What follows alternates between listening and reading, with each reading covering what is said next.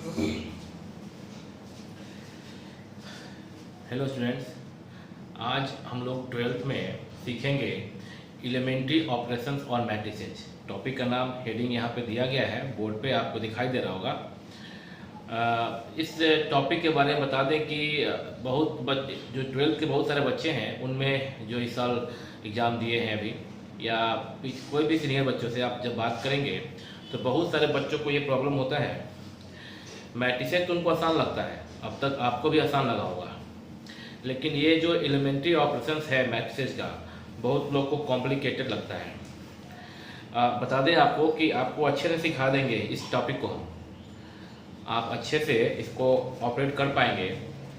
पर एक मिथ्या है, बच्चे डरते हैं इससे, क्योंकि हर साल सिखाते हैं बच्चों को, बच्चे सीख भी जाते हैं और एग्ज़ाम में आता है आपका।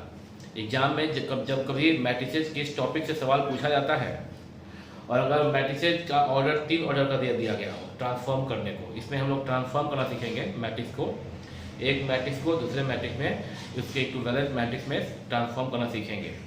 तो ट्रांसफॉर्म करना किसी बच्चे को थोड़ा मुश्किल लगता है, आसान है, आपको हम सिखा देंगे, ये भरोसा है हमको, क्योंकि हम कई साल से सिखाते आ रहे हैं। लेकिन एक चीज़ फिर भी देखें क्या कि जब सिखा दिया जाए उसके बावजूद भी बच्चे क्या करते हैं, जब एग्ज़ाम में जाते हैं और एग्ज़ाम में आता है ये क्वेश्चन बनाने को, और अगर उसमें और पूछ दिया जाता है, और मीन्स या तो ये क्वेश्चन कर लो या तो ये क्वेश्चन कर लो, तो जो इसके अलावा जो दूसरा होता है ऑप्शन और करके उसे बना लेते हैं, और इसमें वो डरते हैं। तो डरने का जरूरत नहीं है, ये बाकियों से आसान है, बशर्ते कि आप मेरे सारे पढ़ाए गए चीज़ को ठीक से देखेंगे, नोट्स बनाएंगे, नोट्स बनाने के बाद घर पे इसका प्रैक्टिस कर लेंगे, तो ये बाकी से आसान है।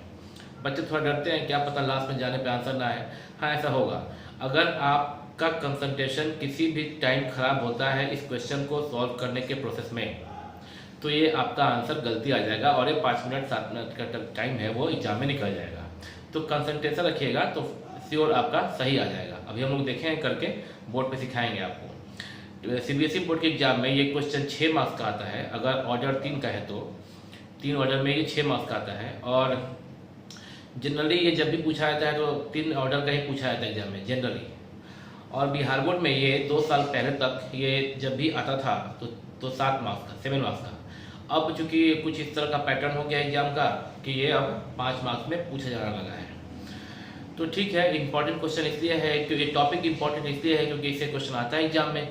अब हर साल ऐसा नहीं है, पर आता है, कुछ साल गैप करके आता है, और जब आता है तो उसमें जनरली ऐसा भी होता है कि और लगा दिया गया हो। बट आपको हम ठीक से सिखा रहे हैं, आप इसे सीखिएगा और घर पे कीजिएगा प्रैक्टिस, हम दावा करते हैं कि आप सीख जाएंगे। आज सिर्फ इसके बारे में थ्योरी पढ़ाएंगे, और 2 ऑर्डर का क्वेश्चन करके दिखा भी सकते हैं, और आप इसको बना के देखिएगा। अभी तो थ्योरी के साथ प्रैक्टिकल होना जरूरी है, क्योंकि मैथमेटिक्स में सिर्फ थ्योरी पढ़ने से प्रैक्टिकल आप नहीं कर सकते हैं। प्रैक्टिकल का मतलब कि प्रैक्टिस घर पे। तो चलिए शुरू करते हैं। टॉपिक है एलिमेंट्री ऑपरेशन और मैट्रिसेज, और इसमें सबसे जो पहला टॉपिक है, पहला जो पॉइंट है वो जानना है आपको इक्विवेलेंट मैट्रिसेज। तो अपना कॉपी निकाल लें, नोट्स निकाल लें, पेन निकाल लें और लिखें आप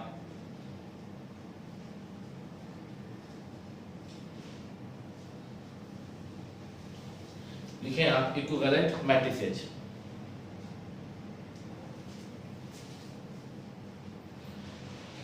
डेफिनेशन लिखिए, 2 matrices A and B are said to be equivalent if one is obtained from other by one or more elementary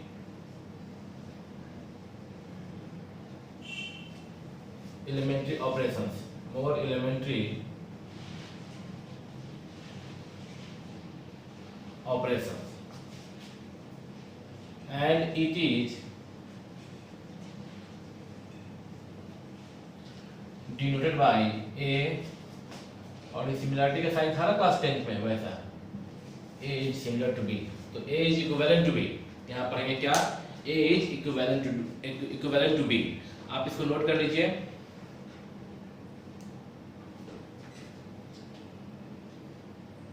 ठीक है, अब देखिए क्या होता है कि अभी आप ये तो हो गया कि पहला मैट्रिक्स A है और एक मैट्रिक्स अगर दूसरा मैट्रिक्स अगर पहले वाले मैट्रिक्स से हम कुछ एलिमेंट्री ऑपरेशंस करके अगर नया मैट्रिक्स बना लेते हैं तो जो नया मैट्रिक्स है वो और जो पहले का जो मैट्रिक्स है वो दोनों मैट्रिक्स एक दूसरे के इक्विवेलेंट कहा जाएगा। ये है टॉपिक। ठीक है, अब बात ये है कि कैसे क्या है ऑपरेशंस। ये तो बता दिया गया कि जब पहले मैट्रिक्स से एक नया मैट्रिक्स बनाया जाए कुछ एलिमेंट्री ऑपरेशंस करने के बाद तो जो नया मैट्रिक्स आता है वो ओरिजिनल मैट्रिक्स के इक्विवेलेंट कहा जाता है।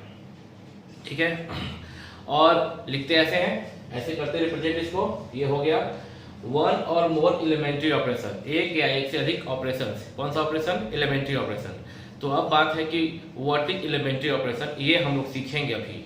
ठीक है, तो देखिए आप जानते हैं कि मैट्रिसेज में रो भी होता है और कॉलम भी होता है, और ये जो एलिमेंट्री ऑपरेशंस है ये रो वाइज भी हो सकता है और कॉलम वाइज भी हो सकता है। ठीक है, तो अभी हम लोग को सीखना है 3 रो ऑपरेशन और 3 कॉलम ऑपरेशन। तो हम लोग पहले एलिमेंट्री रो ऑपरेशन से शुरू करेंगे। तो अब अभी हमारा टॉपिक होगा कि 3 एलिमेंट्री रो ऑपरेशंस। आप लिखें कॉपी पे, टॉपिक होगा 3 एलिमेंट्री रो ऑपरेशन। और ये जब 3 एलिमेंट्री रो ऑपरेशन सीख जाएंगे हम लोग तो उसके बाद पढ़ेंगे 3 एलिमेंट्री कॉलम ऑपरेशन पढ़ेंगे। और ये 3 दोनों में पढ़ लेंगे तो हम लोग सीख जाएंगे कि हाउ टू ऑपरेट। तो हम लोग कैसे ऑपरेशन करेंगे ए और बी दो मैट्रिक्स के साथ। ऐसा किसी भी मैट्रिक्स ए में किस प्रकार से 3 ऑपरेशन यूज किया जाता है, कैसे करते हैं, ये सीख जाएंगे। अभी सीखेंगे रो ऑपरेशन, इसके बाद सीखेंगे कॉलम ऑपरेशन, और ये करने के बाद हम लोग सवाल बनाने के योग्य बन जाएंगे। तो 3 एलिमेंट्री रो ऑपरेशंस आप जो लिख रहे हैं इसमें हम लोग जो पहला पॉइंट पढ़ेंगे वो है number 1 interchange of any two rows. Interchange of any two rows का मतलब किसी भी 2 रो, अगर मैट्रिक्स 2 ऑर्डर का है तो भी और अगर 3 ऑर्डर का है तो भी, अगर हम लोग किसी भी 2 रो को आपस में इंटरचेंज कैसे करते हैं वो सीखना है हम लोगों को। तो लिखें इसमें,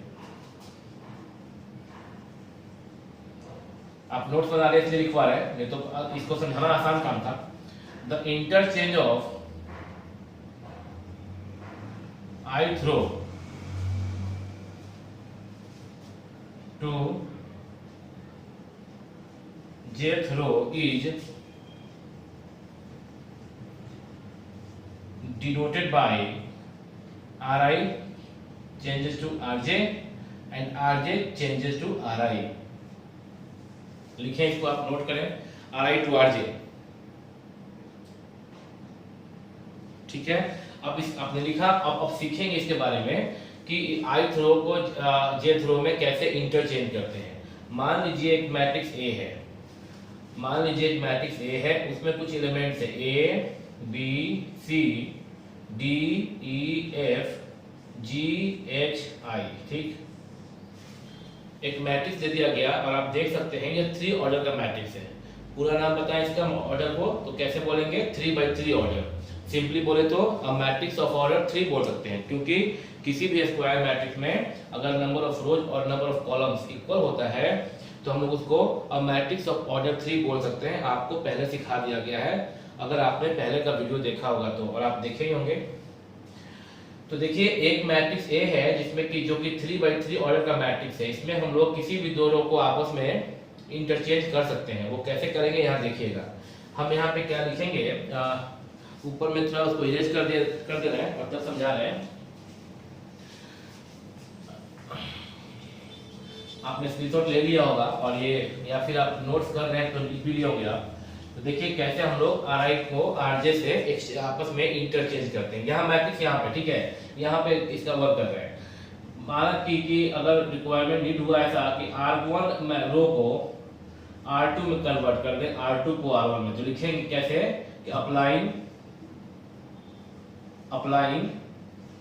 R1 to R2 and R2 to R1, मतलब we interchange R1 and R2 row to each other, ठीक। तो जो A मैट्रिक्स जो नया बनेगा वो किसके इक्विवेलेंट होगा, देखिए कैसे। R1 को R2 से चेंज किया ना, तो यहाँ पे R1 में ABC है और R2 में क्या है, DEF है। तो R2 तो R1 बन गया, तो DEF जो कि R2 में था वो चला जाएगा R1 के प्लेस पे, DEF, और जो R1 के प्लेस पे था वो चला जाएगा R2 प्लेस पे, यानी कि रो 2 में चला जाएगा। यहाँ पे ABC और यहाँ पे GHI, ठीक है। और ये जो नया मैट्रिक्स बना यह ऑब्टेन हुआ, कैसे ऑब्टेन हुआ, एक मैट्रिक्स ए के दो रो को आपस में इंटरचेंज करने पर, मतलब एलिमेंट्री ऑपरेशंस, पूरा बोले तो एलिमेंट्री रो ऑपरेशन हुआ। यहाँ पे कॉलम ऑपरेशन से भी चेंज कर सकते थे, कॉलम वाले में सीखेंगे, अभी रो वाला काम चल रहा है। तो पहले रो को दूसरे रो में एलिमेंट्री ऑपरेशन करने के बाद हम एक नया मैट्रिक्स लेके आए। यह नया मैट्रिक्स जो ओरिजिनल मैट्रिक्स ए था इसके इक्विवेलेंट में है, तो ए इज इक्विवेलेंट टू दिस, ठीक है। आप इसको नोट कर सकते हैं। किसी बच्चे के मन में ऐसा आ सकता है कि क्या हम लोग R2 को R3 से कर सकते हैं, ऑफ कोर्स। अगर ये ना करके ये किए होते हैं तो लिखते कैसे, अप्लाइंग R2 R3, मतलब R2 को R3 से, R3 को R2 से, तो जो नया मैट्रिक्स बनता, ये अलग स्टेप है, आपका एग्जांपल समझा रहे हैं, अलग स्टेप है, ABC कर दे रहे हैं। ऐसा नहीं इसके बाद का स्टेप ये नहीं बता रहे, इसके बाद का स्टेप नहीं है ये, इसके बाद का ये स्टेप है, इसी के बाद ये स्टेप है, अलग अलग स्टेप बता रहे हैं आपको समझाने के लिए कि R1 को जैसे R2 या R2 को R1 में कर सकते थे, वैसे R2 को R3 में भी कर सकते थे। तो नया जो मैट्रिक्स बनेगा, क्योंकि ये अलग केस है और इसमें R1 के साथ कोई छेड़छाड़ नहीं किया गया है, तो R1 अपने प्लेस पे कायम रहेगा, लेकिन R2 R3 एक दूसरे से इंटरचेंज हो जाएगा। तो DEF जो कि रो 2 में था वो रो 3 में जाएगा, और जो रो 3 में था GHI वो रो 2 में आएगा। तो नया मैट्रिक्स बन गया, ठीक है। आप इसको देख लीजिए और कॉपी कर लीजिए। उम्मीद है कि आप सीख गए होंगे कि कैसे हम लोग R1 को R2 में या R2 को R1 में तथा R2 को R3 में या फिर R3 को R1 में कैसे कन्वर्ट करते हैं, आप सीख गए होंगे। आप इसको नोट कीजिए। हम अभी ये कर लेते हैं, क्या ये पॉज करके आपको अगला बोर्ड इरेज कर दे रहे हैं। दिख रहा है आपको क्लियर, ठीक है। तो एलिमेंट्री रो ऑपरेशन जो अभी चल रहा है, इसमें हम लोग जो पहला देखिए, ये जो टॉपिक हेडिंग लिखा हुआ है स्टार्टिंग का हेडिंग है, इसके बाद लिखा गया था एलिमेंट्री रो ऑपरेशन। तो हम लोग अभी एलिमेंट्री रो ऑपरेशन पढ़ रहे हैं, ठीक है ना। तो इसको इरेज कर देना फिर। तो एलिमेंट्री रो ऑपरेशन पढ़ रहे हैं, फिर कॉलम भी पढ़ेंगे।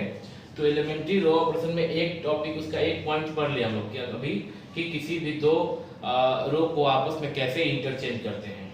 अभी दूसरा लाइन है, दूसरा पॉइंट उसका, एक और तीसरा है। 3 पॉइंट पढ़ना है आपको रो ऑपरेशन में और 3 पढ़ना है आपको कॉलम ऑपरेशन में, ठीक है।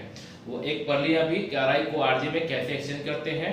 RI RJ का मतलब कि R1 को R2 में, R2 को R1 में, या फिर R1 को, या फिर अभी क्या देखे थे, R2 को R3 में या R3 को R2 में कर सकते हैं।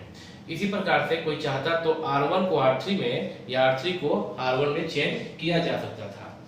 अभी नंबर 2 पढ़ रहे हैं। नंबर 2 आप नोट कीजिए, मल्टीप्लिकेशन। आप सुन पा रहे होंगे, अगर बोर्ड कम भी दिख रहा होगा तो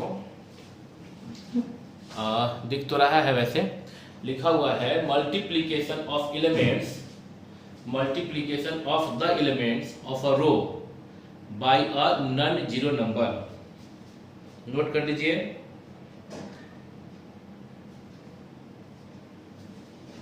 और लिखिए इसमें, suppose each element of ith row is multiplied by a non-zero number k। लिखें आप क्या लिख रहे हैं कि सपोज कि प्रत्येक, माना कि ith रो के प्रत्येक एलिमेंट को एक नंबर, कौन सा नंबर, नॉन जीरो नंबर जो कि जीरो के बराबर नहीं है, के मान लिया जाए, के से अगर मल्टीप्लाइड करते हैं तो क्या चेंज होता है, किस तरह का ऑपरेशन होता है और इसको कैसे हम लोग डिनोट करते हैं कि then it is denoted by, then it is denoted by RI में के RI। ठीक है, तो इसको एग्जांपल देके समझाते हैं। मान लीजिए एक मैट्रिक्स है ABC DEF GHI। ठीक, तो अगर अप्लाई करते हैं क्या एक ऑपरेशन किसी भी रो में, RI यहाँ पे आई मतलब कोई भी रो, आई की जगह आप 1 2 या 3 ले सकते हैं। तो मान लीजिए कि R1 रो में कर रहे हैं या R2 में कर सकते हैं या R3 में कर सकते हैं। तो हम भी मान लीजिए कि R1 में कुछ ऑपरेशन कर रहे हैं और K कोई नंबर है, नॉन जीरो नंबर है, तो K R1 लिखे हैं ऐसे। तो ये जो नया मैट्रिक्स है वो क्या बनेगा, वो इक्विवेलेंट कैसा हो जाएगा, सिर्फ R1 में मल्टीप्लाई होगा किससे, KA KB KC ABC, और बाकी सेम रहेगा DEF, इसमें कोई चेंज नहीं होगा। हम एक नंबर, हम ना अभी एक मैट्रिक्स में कुछ नंबर्स ले लेते हैं, ABC DEF GHI को हटा के कुछ नंबर्स लेके आपको दिखाते हैं। मान लीजिए भी एक मैट्रिक्स है 1 2 3 4 5 6 7 8 9 नंबर्स 3 by 3 ऑर्डर का मैट्रिक्स है। इसमें क्या किया गया कि अप्लाई किया गया, क्या अप्लाइंग R1 के बजाय ये आप R2 में भी कर सकते हैं। ये अजीब स्लिप करता है तो आवाज करता है। आप R1 के बजाय R2 या R3 में ये कर सकते हैं। मान लीजिए कि इस पर R2, यहाँ तो R1 दिखा दिए थे, हम R2 में कुछ अप्लाई करते हैं। R2 में हम लोग चलिए 3 इंटू R2 कर लेते हैं, कोई नंबर 3 इंटू R2 करने पे जो नया मैट्रिक्स आएगा वो देखिए क्या बन के आएगा, इक्विवेलेंट जो मैट्रिक्स आएगा वो क्या बनेगा। यहाँ R1 में कोई छेड़छाड़ नहीं करेंगे, R1 सेम 1 2 3 उतर जाएगा और R2 में 3 से मल्टीप्लाई करना पड़ेगा प्रत्येक एलिमेंट में। R2 का 3 एलिमेंट है 4 5 और 6, रो 2 का 3 एलिमेंट है 4 5 और 6, इन तीनों में K यानी K इक्वल टू 3 है, तो 3 से मल्टीप्लाई कर देंगे, तो 3 इंटू 4 3 4 18 12 15 और 18 बन जाएगा इस सेकेंड रो में 3 से मल्टीप्लाई करने में। ठीक है, और थर्ड रो पे कोई चेंज नहीं, तो 7 8 और 9। आप देख रहे हैं, आप समझ रहे हैं। चलिए एक 2 ऑर्डर का मैट्रिक्स, मान लीजिए C एक 2 ऑर्डर का मैट्रिक्स है लाइक ABCD, और इसमें आप क्या कर रहे हैं, अप्लाई कर रहे हैं R3 में 2R3। तो ये नया मैट्रिक्स क्या बनेगा, ये बन जाएगा क्या, ये स्लिप कर रहा है और साउंड कर रहा है, इरिटेटिंग साउंड। R3 सॉरी, यहाँ पे R3 तो है ही नहीं ना, ये तो 2 ही रो है। तो R2 में अगर हम चलिए माइनस कर लेते हैं, -2 R2 करते हैं, तो R1 में कोई चेंज नहीं, A B सेम रह जाएगा, और R2 में -2 कीजिएगा तो -2C -2D, ये नया मैट्रिक्स बन गया जो C के इक्विवेलेंट है। आप देख पा रहे हैं और आप सीख भी पा रहे होंगे, आपको दिख रहा है पीछे पूरा क्लियर से, आप देख ले रहे हैं यहाँ पे, हाँ आपको स्पष्ट रूप से दिख रहा है। तो अभी बोर्ड पे इरेज करके रो एलिमेंट्री रो ऑपरेशन का तीसरा टॉपिक, जो तीसरा पॉइंट है वो लिख दिया गया है, आप इसे नोट करेंगे। Multiplying each element of a row by a non zero number and then adding them to the corresponding elements of another row। ठीक है,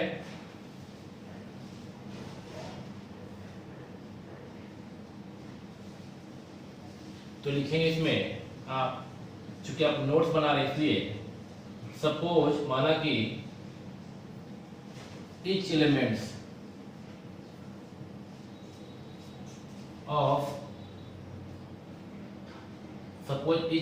of jth row of a matrix A, माना कि A मैट्रिक्स के jth रो का प्रत्येक element में, suppose each element of jth row of a matrix A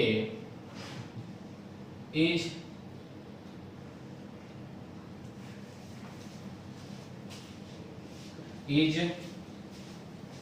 यहाँ पे दिख ही रहा होगा, is multiplied by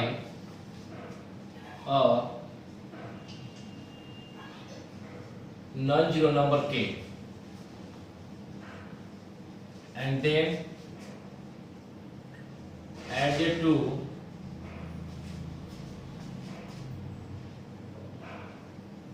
corresponding elements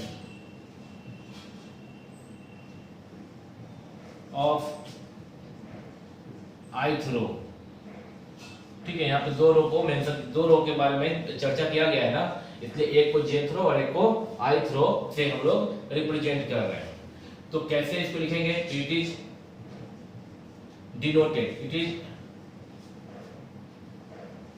denoted by, कैसे करते हैं? तो क्या किया गया यहाँ पे, मान लीजिए कि Ri रो में क्या हुआ है चेंज कि किसी मैट्रिक्स A के jth रो में, तो jth रो को हम लोग कैसे शो करेंगे? Rj से। किसी मैट्रिक्स के jth रो यानी कि Rj में हम लोग क्या से मल्टीप्लाई किए हैं? Rj मतलब jth रो, जेवा रो, jth रो के प्रत्येक एलिमेंट में हम लोग k से एक नॉन जीरो नंबर k से मल्टीप्लाई करके कर दिए and then added to corresponding element of ith row. तो ऐसे हम लोग इसको डिनोट कर सकते हैं। Ri रो में Ri प्लस k Rj से हम लोग का ऑपरेशन किए हैं। This operation is called elementary operations on matrices row wise. therefore it can be expressed as this and it is called elementary row operations of the matrices। तो आप इसको example लेके समझते हैं। माना कि एक मैट्रिक्स A है, कुछ इसमें तीन ऑर्डर का A B C D E F G H और I, ये 3x3 ऑर्डर का मैट्रिक्स A है और यहाँ पे अप्लाइंग कर रहे हैं हम लोग, क्या अप्लाई कर रहे हैं? तो लिखेंगे अप्लाइंग प्रेजेंट कंटीन्यूअस टेंस में, अप्लाइंग किसी भी रो में कर सकते हैं वैसे हम लोग। Ri मतलब ऐसा नहीं कि ये फर्स्ट रो को इंडिकेट कर रहा है, Rj मतलब ये नहीं कि सेकंड रो को कर रहा है, ये I J और K थ्रो ऐसा नहीं अभी बोला गया है। बोला गया Ri रो में Ri प्लस K Rj मतलब दो अलग अलग रो है। हो सकता है I इक्वल टू 1 हो और J इक्वल टू 2, हो सकता है I इक्वल टू 1 हो J इक्वल टू 3, या हो सकता है I इक्वल टू 2 हो और J इक्वल टू 3। मतलब किसी भी रो का किसी रो के साथ ऐसे ऑपरेशन किया जा सकता है। तो चलिए R1 में करते हैं। R1 में R1 प्लस 3R2 ये ऑपरेशन करते हैं। तो ये जो नया मैट्रिक्स A है वो क्या ऑब्टेन होके आएगा? यहाँ लिख रहे हैं सिर्फ R1 में चेंज हुआ है ना, और क्या हुआ है? 3R2। यहाँ पे K कर दिया जाए ना, दूसरा एग्जांपल लेंगे उसमें नंबर लिखेंगे तो K के प्लेस पे एक नंबर लिख देंगे, फिलहाल K को K छोड़ देते हैं। तो R1 में तो कोई R1 में चेंज है, और क्या चेंज है कि R2 में K से, यहाँ ध्यान दीजिएगा, R2 में रो 2 में K से प्रत्येक एलिमेंट में, रो 2 के प्रत्येक एलिमेंट में नॉन जीरो नंबर K से मल्टीप्लाई करके ऐड करना है इसमें, किसमें? कॉरस्पॉन्डिंग एलिमेंट्स ऑफ R1 में।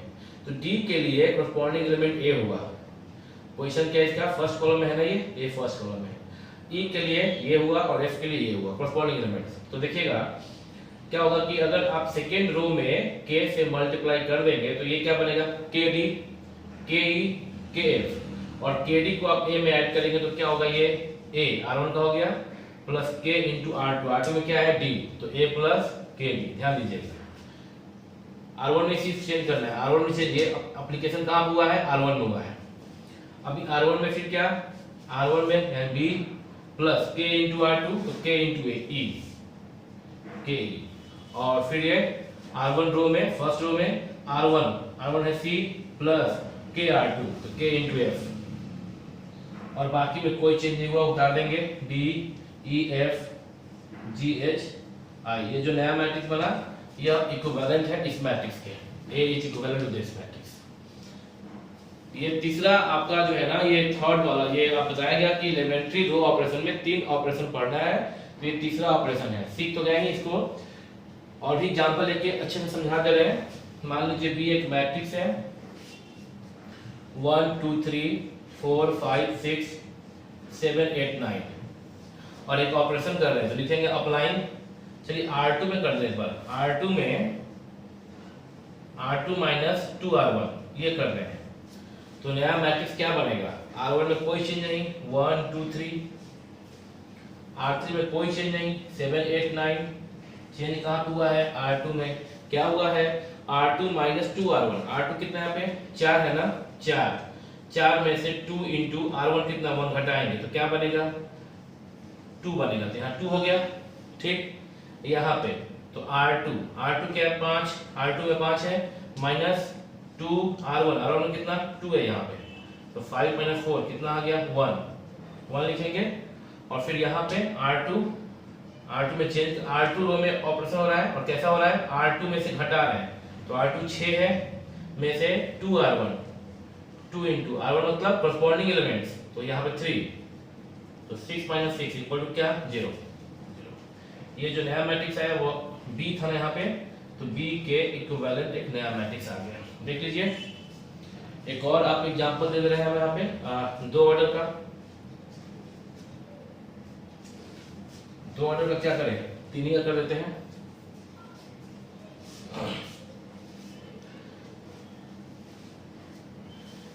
यहाँ ऊपर इरेज करके एक और मैट्रिक्स हम 3 ऑर्डर का कर दे रहे हैं।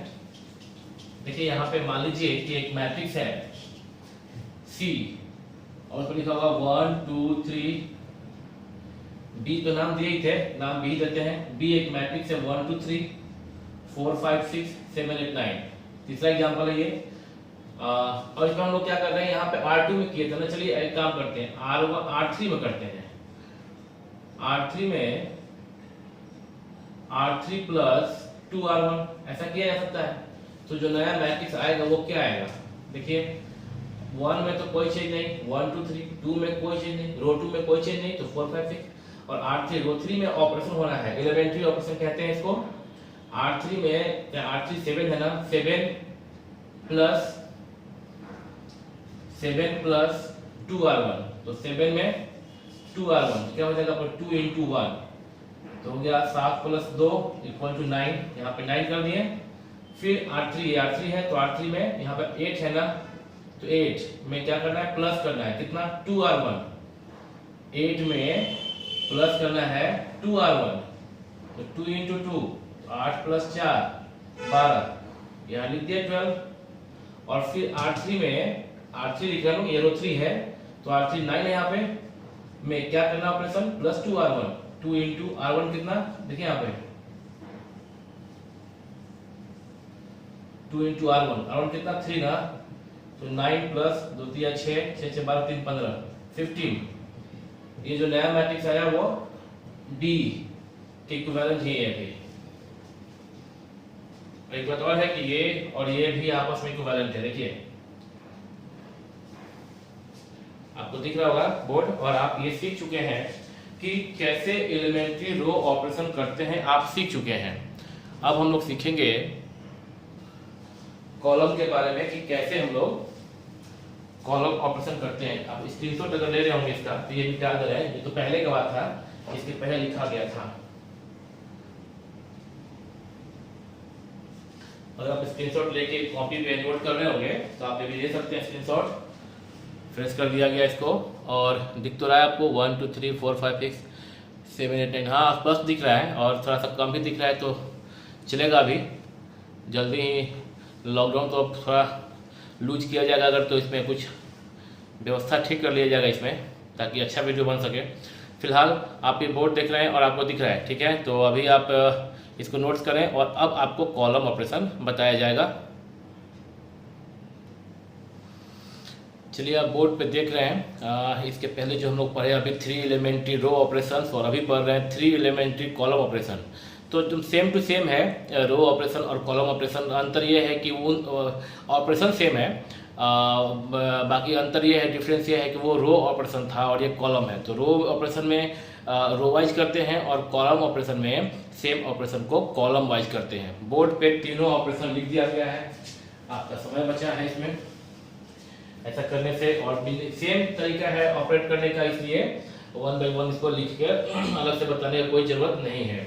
समझा दे रहे हैं आपको। ये जैसे कि अभी आपने जो पढ़ा है रो ऑपरेशन में, 3 एलिमेंट्री रो ऑपरेशन में, तो यही तीनों पढ़ा था आपने। पहला क्या था उसमें भी, इंटरचेंज ऑफ एनी 2 रोज था वहां पे, यहाँ कॉलम्स है। सेकेंड वहां ऑपरेशन अगर आप देख पाएंगे या लिख पाए होंगे तो मल्टीप्लाई ईच एलिमेंट ऑफ, वहां रो था यहाँ कॉलम है, by a non zero number.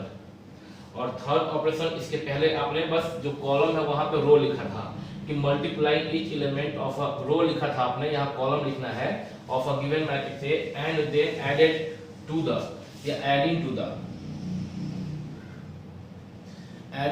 corresponding elements of another column, वहां पे रो था। तो बस डेफिनेशन सेम है, बस जब वो इसके पहले वाले में जो हम लोग रो ऑपरेशन के नाम से पढ़ाई किए, वहां यहाँ पे रो था, यहाँ पे रो था, यहाँ पे रो था और यहाँ पे रो था, ये चारों जगह पे रो लिखा हुआ था कॉलम के प्लेस पे। और ये जो सी लिखा हुआ है हर जगह, वहां सिर्फ आर लिखा हुआ था, बाकी सेम टू सेम है। आप मैच कर लीजिए पीछे के पेज पलट के, अगर आपने नोट्स बना लिया होगा अभी तो वहां तो फर्स्ट वाले में था और यहाँ पे कुछ डेफिनेशन लिखे थे। तो अगर आप अपने नोट्स में चाहते होंगे वो डेफिनेशन लिखने को, तो सेम जो इसके पहले वाले रो ऑपरेशन में लिखा था आपने, सेम डेफिनेशन कॉलम वाले में होगा। अंतर सिर्फ क्या है कि जहां रो लिखा था आपने उस डेफिनेशन में इसके बाद या फिर इसके बाद या फिर इसके बाद जो आपने लिखा था डेफिनेशन, तो जहां जहां उसमें रो लिखा था आपने, इसके लिए आप कॉलम लिखेंगे। और तब इस लाइन को, इस स्टेटमेंट को लिखने के ठीक पहले आपने लिखा था कि it is denoted by this, इसमें लिखा था आपने it is denoted by this, इसमें भी सेम लिखा था। तो ये आपकी मर्जी, मैटर समझ रहे, ठीक है, काम हो जाएगा। अब ये देखिए CI और सबके लिए अलग अलग से ना, हम इसके पहले वाले में रो ऑपरेशन वाले में सबके लिए हम अलग अलग एग्जांपल लेके समझाए थे, यहाँ से टॉपिक लिखवा दिए हैं, पर अभी आपको कुछ समझा दे रहे हैं कि कैसे ये फंक्शन करेगा। चलिए पहला इसकी बात करते हैं, पहले फर्स्ट वाले के लिए क्या लिखा वहां पे। चलिए एक मैट्रिक्स ए लेते हैं, ABCD, कितना ऑर्डर का है ये बाबू, 2 ऑर्डर का है ना, 2 रो है इसमें, 2 कॉलम है इसमें, कॉलम वाइज करना है। तो लिखेंगे क्या, अप्लाइंग कॉलम 1 में कॉलम 2, तो जो नया मैट्रिक्स बनेगा वो A बनेगा, वो क्या रहेगा, कॉलम 1 जो है A और C, वो बनेगा कॉलम 2, यानी कि B और D पहले लिख देंगे, A और C बाद में। बन गया, समझ गया। एक और एग्जांपल ले लेते हैं हम लोग। B एक मैट्रिक्स है, तीन ऑर्डर कर लेते हैं, ABC DEF GHI, ठीक है। अगर हम लोग अप्लाई करते हैं इसमें, कॉलम 1 को कॉलम 3 से कर लेते हैं रिप्लेस्ड। जो रो ऑपरेशन में लिए थे उसमें फर्स्ट का जो सेकंड एग्जांपल था उसमें R1 यहाँ R1 R2 किए होंगे और यहाँ पे R2 R3 के साथ किए होंगे। इस बार C1 C3 करके दिखा रहे हैं। तो देखिए जो नया मैट्रिक्स बनेगा वो क्या बनेगा, C1 वाला जो है वो C3 के पास और C3 कॉलम C1 में चलाएगा। तो C3 में क्या है, CFI, वो बन गया कॉलम 1, और जो कॉलम 1 था ADG वो चला गया कॉलम 3 में, और कॉलम 2 में कोई चेंज नहीं, BE और यहाँ पे H है, BEH है, बन गया C के इक्विवेलेंट नया मैट्रिक्स। तो 1 नंबर समझ में आ गया आपको, ये बोल एग्जाम्पल आ गया होगा। और आपका दिल कर रहा है तो छोड़ दीजिए, अब 2 3 समझ गए हैं, क्वेश्चन पे आते हैं, ऐसा सोचेंगे आप, पर ऐसा नहीं है, भर पर समझा देते हैं। 2 एक मैट्रिक्स A है, 1 2 3 4 5 6 7 8 9, ठीक। इसमें ऑपरेशन कर रहे हैं हम लोग, क्या इसमें सेकंड में क्या कर रहे हैं कि किसी भी रो को किसी भी कॉलम में एक नॉन जीरो नंबर के से मल्टीप्लाई करके ऐड कर रहे हैं, इसको ऐसे, ये तो थर्ड वाला हो गया, किसी भी कॉलम को किसी नॉन जीरो से मल्टीप्लाई किया जा सकता है। तो चलिए C3 में कर लेते हैं, C3 में 2C3, तो जो नया मैट्रिक्स क्या बनेगा C3 में, तो कॉलम 1 में कोई चेंज नहीं 1 4 7, कॉलम 2 में कोई चेंज नहीं 2 5 8, और कॉलम 3 में चेंज है क्या, 2 से मल्टीप्लाई करना है। तो यहाँ पे 3 है ना, 3 2 जा 6, 6 2 जा 12 एंड 9 2 जा 18, ठीक है ना। नया मैट्रिक्स में ए है, यहाँ पे ये नया मैट्रिक्स जो है ऑब्टेन हो गया इक्विवेलेंट में। तो ये हो गया आपका ऑपरेशन सेकंड का। ऐसे हम लोग कर सकते हैं, ये कॉलम वाइज ऑपरेशन, ये कॉलम 1 या कॉलम 2 में भी कर सकते थे ऐसा ही। तो जो नया मैट्रिक्स आता है वो इस ओरिजिनल मैट्रिक्स के इक्विवेलेंट होता है, ठीक है। तो ऑपरेशन 2 समझ गए। ऑपरेशन 3 भी अब आप तो समझ ही रहे हैं, आंख बंद कर लीजिएगा शायद। कि बर्दाश्त नहीं हो रहा है पर करना पड़ेगा, सिखा रहे हैं ना। तो नंबर थ्री में एक मैट्रिक्स ए है और उसमें चलिए 1 2 3 लिया जाए, 4 5 6 7 8 9। और इसमें क्या होगा कि किसी एक रो में, सॉरी कॉलम, रो आदत हो जाता है बोलने का, क्योंकि जो क्वेश्चन करेंगे आप सारा रो वाइज ही है। मतलब जो एग्जाम में क्वेश्चन आएगा वो कॉलम वाइज, वो कॉलम ऑपरेशन पे नहीं आएगा, वो रो ऑपरेशन पे ही क्वेश्चन आता है। अभी तक वैसे ही चल रहा है और अभी वैसे ही आएगा भी। तो एक हैबिट बन जाता है जुबान का, वो रो बोलने का, कॉलम कम आता है मुंह से, क्योंकि सिखाया जा रहा है। पर एग्जाम में आपका जो क्वेश्चन आता है वो लिखा रहेगा कि ट्रांसफॉर्म करना है मैट्रिक्स को by using elementary row operation, इसलिए रो का प्रैक्टिस ज्यादा है बोलने का जुबान को। तो अभी एक मैट्रिक्स है और इसको कॉलम वाइज चेंज कर ट्रांसफॉर्म करना है, और ट्रांसफॉर्मेशन के लिए ऑपरेशन यहाँ दिया गया है। और क्या तरीका है कि यहाँ पे Ci और Cj दो कॉलम को रिप्रेजेंट किया जा रहा है। जैसा कि रो वाले में बताए थे कि i इक्वल टू 1 2 3 कुछ भी, j इक्वल टू 1 2 3 कुछ भी, बस यहाँ i और j आपस में इक्वल नहीं है। अगर i 1 है तो j 2 या 3 हो सकता है, अगर i 2 है तो j 1 या 3 हो सकता है, यदि i 3 है तो j 1 या 2 हो सकता है। दोबारा रिपीट करके सुन लीजिए इस लाइन को। तो चलिए कुछ भी कर सकते हैं। C1 को हम लोग कर सकते हैं क्या, C1 में मतलब कि हम लोग एक मैट्रिक्स, चलिए कॉलम 2 में, मैट्रिक्स के कॉलम 2 में 3 से मल्टीप्लाई करके ऐड कर रहे हैं कॉलम 1 में। ये Cj की जगह पे मैट्रिक्स Cj के प्रत्येक एलिमेंट, मैट्रिक्स किसी मैट्रिक्स के सेकेंड कॉलम के प्रत्येक एलिमेंट में 3 से मल्टीप्लाई करके तब ऐड कर रहे हैं उसी मैट्रिक्स के कॉलम 1 के करस्पॉन्डिंग एलिमेंट्स में। तो जो नया मैट्रिक्स बनेगा वो A के, क्योंकि मैट्रिक्स A है, A के इक्विवेलेंट बनेगा। केवल C1 में चेंज है, तो C2 और C3 में कोई चेंज नहीं है। तो 2 5 मतलब ऑपरेशन सिर्फ C1 में हो रहा है, जिसमें ऑपरेशन हो रहा है यहाँ पे लिखा हुआ है। तो C2 2 5 8 कॉपी कर दिए, 3 6 9 कॉपी कर दिए। चेंज कहाँ करना है, सिर्फ C1 में। और क्या चेंज करना है कि मैट्रिक्स C2 को, C2 के प्रत्येक एलिमेंट में 3 से मल्टीप्लाई करके C1 के करस्पॉन्डिंग एलिमेंट्स में ऐड करना है। इसका एलिमेंट ये है करस्पॉन्डिंग, तो यहाँ लिखेंगे हम लोग क्या, C1 में C1 प्लस 3 C2, तो 1 प्लस 3 इंटू 2 3 C2 हो गया।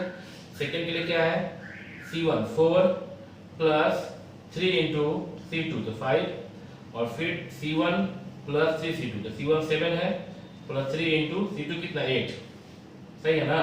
कैलकुलेशन देखते रहिएगा। तो 1 प्लस 3 2 6, 4 प्लस 5 3 15, 7 प्लस 8 3 24। अब 6 1 7, 15 प्लस 4 19 19, और 24 और 7 तो 24 6 30 31 देख लीजिए। तीसरा भी आप समझ ही गए होंगे अब। तो इस प्रकार से आप कॉलम ये अभी आप समझे मैट्रिक्स में जो अभी समझाया गया था 3 एलिमेंट्री रो ऑपरेशन, वो आप समझ गए। और ये जो लिखा हुआ बोर्ड पर भी 3 एलिमेंट्री कॉलम ऑपरेशन, वो भी आप समझ गए। दोनों ही में, रो वाइज ही और कॉलम वाइज दोनों में आप देखें कि 3 ऑपरेशन पढ़ाया गया, और अभी आपके दिमाग में जाके ये सेट कर दिया होगा। ठीक है, 38 मिनट 38 सेकेंड 39 सेकेंड 40 सेकेंड, तो ये हो चुका है अभी। और अभी इसको पॉज कर देते हैं और फिर आगे बढ़ाते हैं। अभी आप बोर्ड पे देख रहे हैं कि अभी एक न्यू टॉपिक लिखा गया है। इस चैप्टर से संबंधित जितना भी क्वेश्चन है उसको सॉल्व करने के लिए ये टर्म भी जानना आपके लिए अत्यंत आवश्यक है। टॉपिक है invertible matrices. Invertible inverse word से लिया गया है। डेफिनेशन है अ square matrix A of order n is said to be invertible if there exists a square matrix B of order n such that AB is equal to BA is equal to I।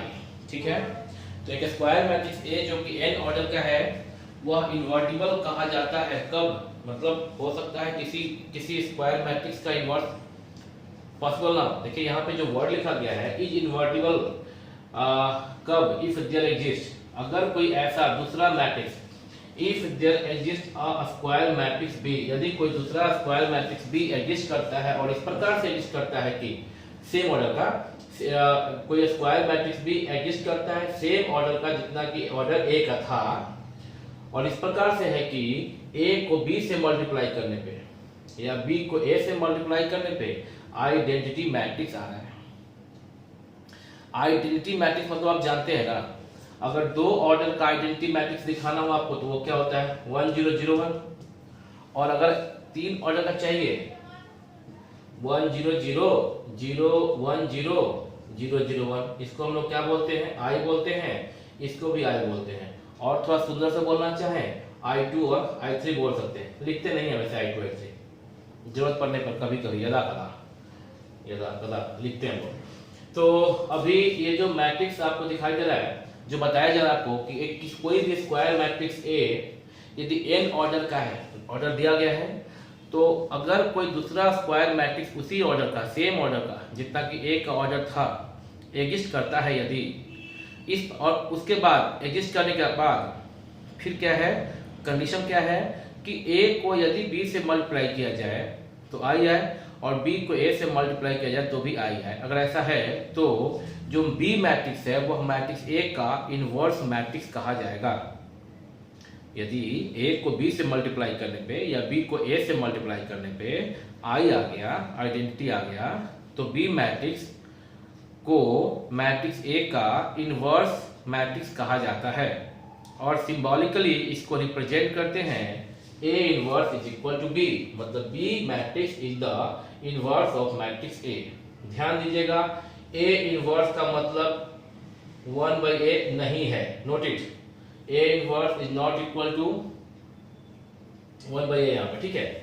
तो हम लोग यहाँ पे क्या कह रहे हैं कि A इनवर्स जो है वह यहाँ पे अभी हम लोग B जो मैट्रिक्स देख रहे हैं ए और बी दो मैट्रिक्स, फाइनली बात क्या हुआ कि अगर ए और बी जो दो मैट्रिक्स है, ए और बी जो दो मैट्रिक्स है, यह दो मैट्रिक्स ए और बी जो दो मैट्रिक्स है, तो दो मैट्रिक्स सेम ऑर्डर का इस प्रकार से भी हो कि इस प्रकार से हो कि किसी भी ऑर्डर में मल्टीप्लाई करने पे रिजल्ट आए आई, आइडेंटिटी मैट्रिक्स आए, तो हम लोग इस केस में बी मैट्रिक्स को मैट्रिक्स ए का इन्वर्स करते हैं। ध्यान देने वाली बात यह है कि जिस प्रकार से कहा जा रहा है कि बी मैट्रिक्स को मैट्रिक्स ए का इन्वर्स कहते हैं, तो इस प्रकार से मैट्रिक्स ए भी बी का इन्वर्स है, मतलब यदि A inverse equal to B है तो B inverse equal to A B है। फाइनली बात यह है कि ए और बी दोनों मैट्रिक्स एक दूसरे का इन्वर्स है। पढ़ने के लिए, सीखने के लिए या फाइंड आउट करना है क्वेश्चन, उसके लिए यहाँ बताया जा रहा है कि A inverse equal to B लिखते हैं, मतलब B is the inverse of matrix A if A B is equal to B A equal to I. That's all. अब इस पे हम लोग एक एग्जांपल लेके समझ लेते हैं। आप देख रहे हैं ये, आप इसको नोट कर लीजिए, और अभी एग्जांपल लेंगे जिसमें मैट्रिक्स ए लेते हैं, मान लीजिए 3 5 1 2, और एक मैट्रिक्स बी ले लेते हैं, ठीक है। पहले इसको बोर्ड मिटा देते हैं।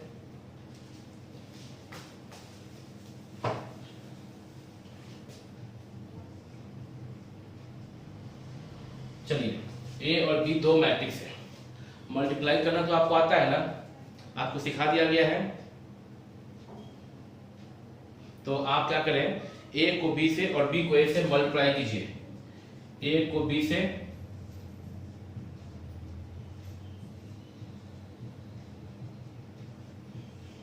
मल्टीप्लाई कीजिए, 3 2 जा 6 प्लस 5 इंटू -1 तो -5। फिर सेकंड के से 3 -5 15 -15 प्लस 5 3 जा 15। फिर सेकंड रो को फर्स्ट कॉलम 1 2 जा 2 प्लस हो गया यहाँ पे बट 2 इंटू -1 -2। आपको आता है, आपको सिखाया गया पहले की वीडियो में how to multiply two matrix to each other, सिखाया गया है। तो ये इससे हो गया, और फिर इसको ऐसे करेंगे 1 इंटू -5 प्लस 3 2 जा 6 6 से 5 गया 1, ये कट के 0 0 और यहाँ पे 1 आ गया, इक्वल टू क्या आया, आई आया। बी ए को भी आप मल्टीप्लाई करेंगे तो 2 -5 -1 3, ए को 3 5 1 2 करेंगे मल्टीप्लाई, 2 3 जा 6 प्लस 5 इंटू -5 हो गया, 2 5 जा 10 -5 2 जा 10 -1 2 3 -3 और प्लस 3 1 जा 3 माइनस 1 5 जा -5 प्लस 3 2 जा 6 से जब पा दिया 1 0 0 1 इज इक्वल टू क्या I we see here what AB is equal to BA ना matrix multiplication is not commutative in general word बोला जाता है ना, आपको सिखाया गया, बट यहाँ पे AB इक्वल टू BA है, यहाँ पे कम्यूटेटिव है बस यहाँ पे, पर रूल नहीं है, ये जनरल नहीं हो सकता। तो AB equal to BA equal to क्या आ गया I, therefore we can say that A inverse equal to B, मतलब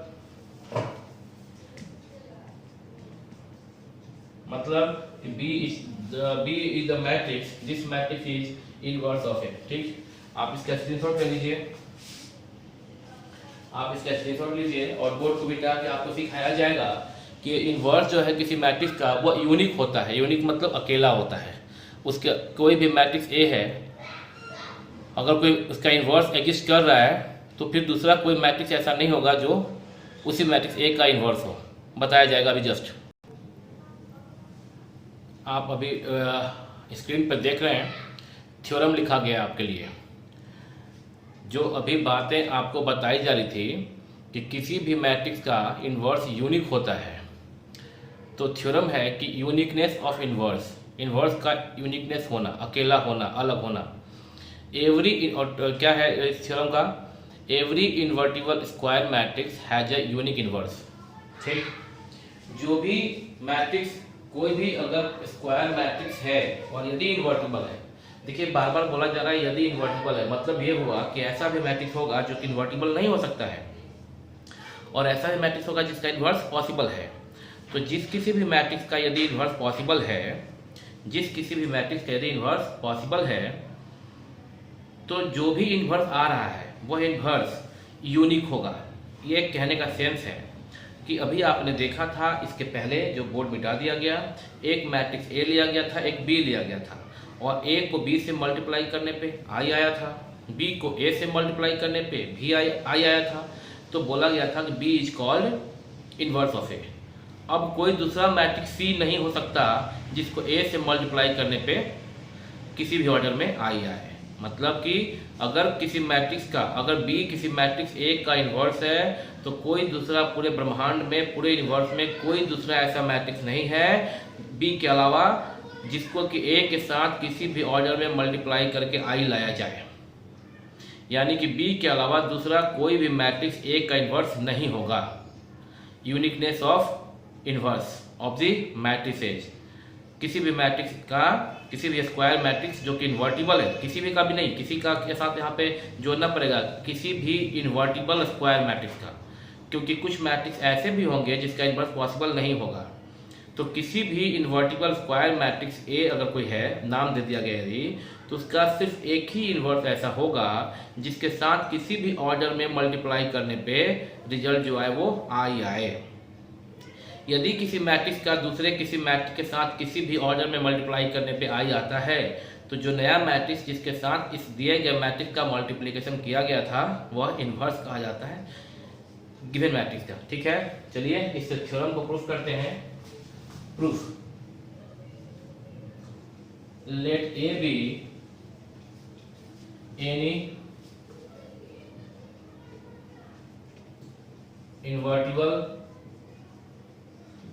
square matrix of order n। माना कि एक कोई इन्वर्टिबल मैट्रिक्स है, स्क्वायर मैट्रिक्स है, और ऑर्डर भी n दिया गया है।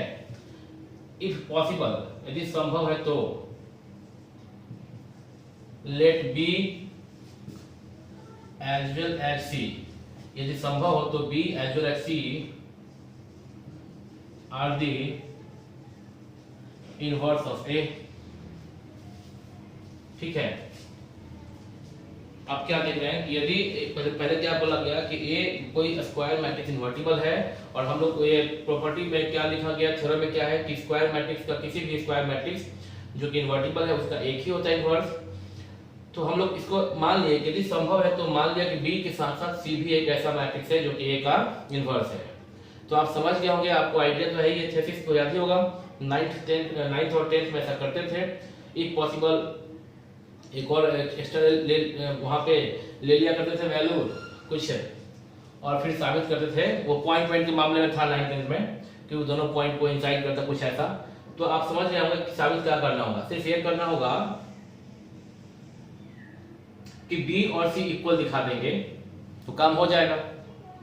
अगर बी और सी इक्वल दिखा के देंगे, प्रोसीड करेंगे, यदि बी और सी इक्वल आ जाएगा तो हम बोलेंगे कि जब बी और सी एक ही है तो इसका मतलब कि बी और सी दो इन्वर्स नहीं होगा या एक से अधिक इन्वर्स नहीं होगा, एक ही इन्वर्स होगा। यही होगा थेसिस।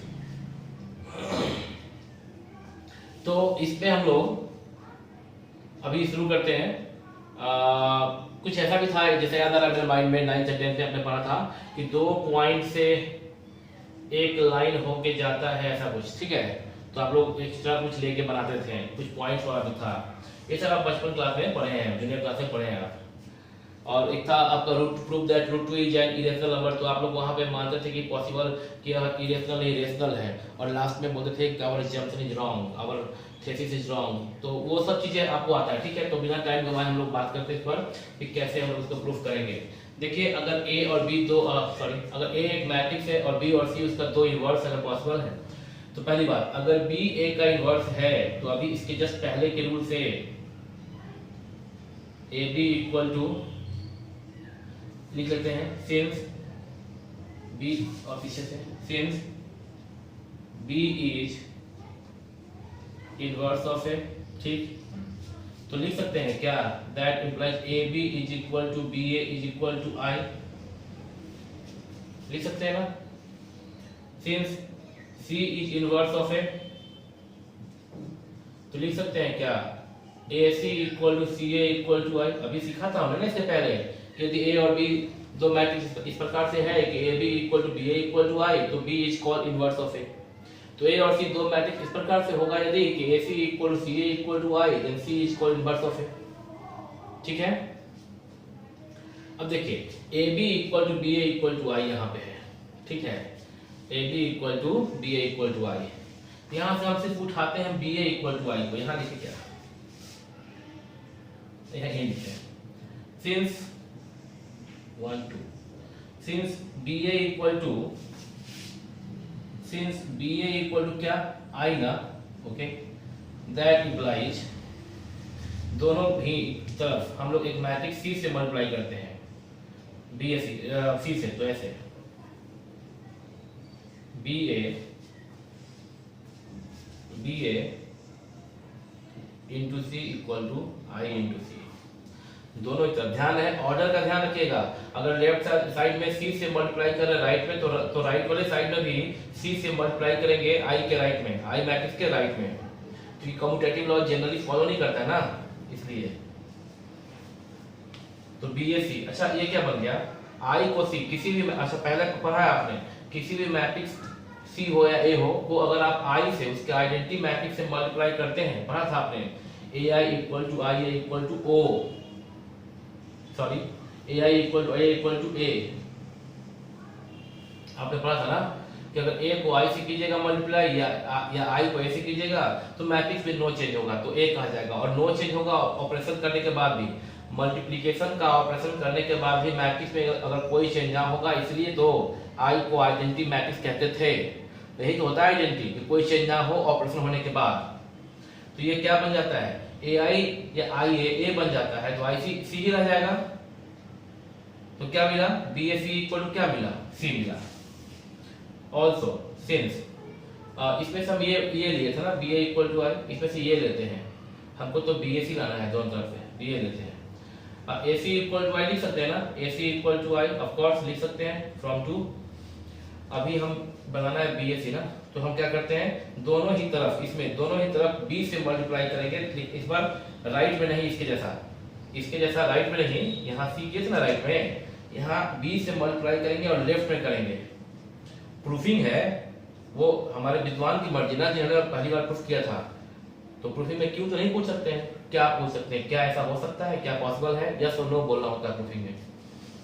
उनका मकसद था, जो भी विद्वान प्रूफ किए थे, मकसद था कि बीएससी यहाँ पे भी है, बीएससी यहाँ पे लाना है। तो एसी में लेफ्ट से मल्टीप्लाई किया, तो यहाँ भी आई में लेफ्ट से बी को मल्टीप्लाई करना पड़ेगा। यहाँ भी बी से इक्वल के लेफ्ट में और इक्वल के राइट में भी बी से मल्टीप्लाई किए दोनों ही मैट्रिक्स के लेफ्ट साइड से। बी को आई से, किसी मैट्रिक्स ए को आई से मल्टीप्लाई करने पे ए होता है, तो बी को आई से मल्टीप्लाई करने में बी रह जाएगा। 3 equation 4।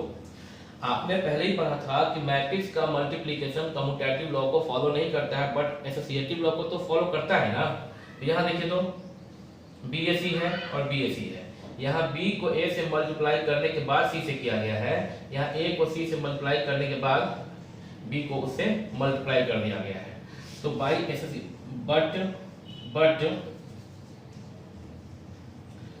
By associative law BA into C is equal to B into AC। B into AC क्या मतलब? BA into C is equal to B into AC। That implies, और इसका वैल्यू क्या है? C है ना, इसका वैल्यू क्या है? B है ना। That implies C equal to B, या यूं बोले B equal to C। Therefore every invertible square matrix has a unique inverse। यहाँ लिख लें, therefore every a square matrix has a unique inverse। पढ़ लीजिएगा, बोल दिया ना, every square matrix has a unique inverse, और नीचे लिखे hence proved। ठीक है, तो आप समझ गए कि किसी भी मैट्रिक्स का एक अकेला ही इन्वर्स होता है। फाइनली आपने सीख लिया है, जितना थ्योरी था इस टॉपिक से सब आपको बता दिया गया है कि टॉपिक का नाम क्या था? Elementary operations on matrices. इसमें दो टॉपिक थे, elementary row operation and elementary column operation. और एलिमेंट्री रो में और एलिमेंट्री रो में और कॉलम में दोनों में ही तीन टॉपिक पढ़ना, तीन पॉइंट पढ़ना था। वो आपने भी पढ़ लिया, आपने सीख लिया। ठीक है, यहाँ तक सब कुछ सही है। अब आपने सीख लिया यह भी कि आप, और याद भी रखेंगे आप, कि किसी भी मैट्रिक्स का यूनिक इन्वर्स होता है। प्रूफिंग भी हम लोग पढ़ लिए, ये भी हो गया, काम खत्म हो गया, थ्योरी खत्म हो गया। अब क्या करना है हम लोग को? अब प्रैक्टिकल पे आना है, यानी क्वेश्चन कैसे बनाएंगे वो आना है। क्वेश्चन आपको दो तरह का मिलेगा इसमें, या तो 2 ऑर्डर का होगा या तो 3 ऑर्डर का होगा। आपको कन्वर्ट करना होगा और किसमें, और आपसे क्या पूछा जाएगा? कॉलम वाइज जनरली नहीं पूछा जाता है, पूछा जाएगा अगर कभी तो जैसे अभी आपको सिखाया जाएगा रो वाइज ऑपरेशन करने को, ठीक वैसे ही आप कॉलम वाइज भी ऑपरेशन करके बना सकते हैं। ठीक, तो जो क्वेश्चन आएगा वो कैसे आएगा? वो कि एक क्वेश्चन दिया जाएगा, let matrix A equal to एक मैट्रिक्स दिया गया। ये मैट्रिक्स 2 ऑर्डर का हो सकता है या फिर 3 ऑर्डर का हो सकता है। जनरली 3 ऑर्डर का दिया जाता है एग्जामिनेशन पॉइंट ऑफ व्यू से। तो फिर ठीक है, एक matrix A equal to something दे दिया गया, एक मैट्रिक्स, ओके, नंबर्स का अरेंजमेंट दे दिया गया और ब्रैकेट के अंदर, और कहा गया कि using elementary row operation find the inverse of the given matrix. यही क्वेश्चन बस। इस टॉपिक के अंतर्गत एक ही क्वेश्चन क्या है कि किस तरह का क्वेश्चन है कि using elementary row operation find the inverse of the given matrix, और मैट्रिक्स दे दिया जाएगा 2 ऑर्डर का या फिर 3 ऑर्डर का। खत्म हो गया। तो ये जो क्वेश्चन है वो कैसे डील करेंगे, इस क्वेश्चन का एक पैटर्न होता है, उस पैटर्न को आपको समझा के फिर हम क्वेश्चन पे आ जाते हैं। ठीक है, तो देखिए टॉपिक अभी क्या लिख दिए कि इनवर्स ऑफ ए मैट्रिक्स, किसी मैट्रिक्स का ए बाय यूजिंग या बाय एलिमेंट्री रो ऑपरेशन के द्वारा हम लोग किसी मैट्रिक्स का इनवर्स कैसे निकालते हैं। देखिए, माना कि let A be a square invertible लिख दे रहे हैं, invertible a square matrix of order n। माना कि कोई मैट्रिक्स है इन्वर्टिबल n ऑर्डर का। देन ये बताइए आप, तो हम a equal to I A लिख सकते हैं या नहीं? हाँ या ना बोलना है केवल, यस और नो? ऑफ कोर्स लिख सकते हैं। a equal to I into A लिख सकते हैं ना, क्योंकि किसी मैट्रिक्स A में अगर उसी के आइडेंटिटी मैट्रिक्स से मल्टीप्लाई किया जाए किसी भी ऑर्डर में, तो वो मैट्रिक्स को चेंज नहीं करता है। A इक्वल टू आई। अब प्रोसेस क्या है वो समझिए कि इस प्रोसेस से एलिमेंट्री रो ऑपरेशन के प्रोसेस को फॉलो करते हुए कैसे मैट्रिक्स का इन्वर्स निकालेंगे वो देखिए, और एलिमेंट्री कॉलम ऑपरेशन की मदद से भी इन्वर्स निकाल सकते हैं। ये टॉपिक खत्म होते ही मैट्रिक्स चैप्टर खत्म होगा। इसके बाद चैप्टर है डिटरमिनेंट, उसके बाद का टॉप चैप्टर का नाम है adjoint of matrix and inverse of matrices, यानी कि इन्वर्स ऑफ मैट्रिसेज निकालने का एक और तरीका आपको सिखाया जाएगा एडजॉइंट ऑफ मैट्रिक्स निकाल के, एक और तरीका सिखाया जाएगा। या तो क्वेश्चन जब भी एग्जाम आता है ये दोनों तरह से आ सकता है। कभी आएगा कि using elementary row operation find the inverse, निकाल सकते हैं हम लोग, अभी जो सिखाएंगे। और इसके बाद इस चैप्टर के बाद डिटरमिनेंट पढ़ने के बाद जो चैप्टर आएगा उसमें सीखेंगे कि किसी मैट्रिक्स का इन्वर्स कैसे निकालते हैं फॉर्मूला से। इसका अलग फॉर्मूला है एडजॉइंट ऑफ मैट्रिक्स के मदद से, वो तब की बात है। तो अभी यानी ये क्यों अभी बता रहे थे कि एक और तरीका है मैट्रिक्स के इन्वर्स निकालने का, जो कि हम लोग थर्ड एक्सरसाइज में सीखेंगे इसके। अगर इसको फर्स्ट एक्सरसाइज कहा जाए, इस मैट्रिसेज को डिटरमिनेंट को सेकंड कहा जाए, तो adjoint and inverse of matrices को थर्ड एक्सरसाइज कहा जाए, यदि चैप्टर कहा जाए थर्ड उसको, तो उसमें हम लोग सीखेंगे कि how to find the inverse of matrix using adjoint of matrix. Okay, उसमें एक बात है, फिलहाल एलिमेंट्री रो ऑपरेशन की मदद से हम लोग अभी सीख रहे हैं कि क्या पैटर्न को फॉलो करना होता है। लिखना होता है A इक्वल टू आई ए। आपको अभी सिखा दिया गया है कि ए मैट्रिक्स में कुछ elementary row operation, even column operation भी, कुछ एलिमेंट्री रो ऑपरेशन की मदद से ए को चेंज कर सकते हैं किसी दूसरे मैट्रिक्स में। अभी जो सिखाया गया था, किसी भी रो में या कॉलम में जो मल्टीप्लाई या ऐड वैड कर रहे थे, जो ऑपरेशन तीनों में से तीन था ना ऑपरेशन, रो ऑपरेशन था तीन तरह का। एक था सी आई सी जे को आपस में इंटरचेंज करते थे, सॉरी हाँ सी आई को सी जे से करते थे। एक था सी आई में हम लोग के सी आई करते थे, और एक था सी आई में सी आई प्लस के इंटू सी जे, ये करते थे। तीन ऑप्शन था। तो ये तीनों में से तो किसी भी मैट्रिक्स ए में इन तीनों में से कोई एक या मोर देन वन, तीनों का तीनों, दोनों का दो, कोई दो भी, किसी मैट्रिक्स ए में कुछ elementary row operation, elementary row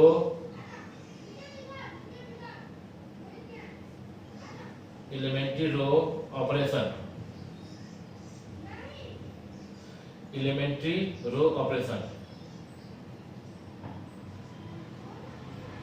using one or more, using one or मोर।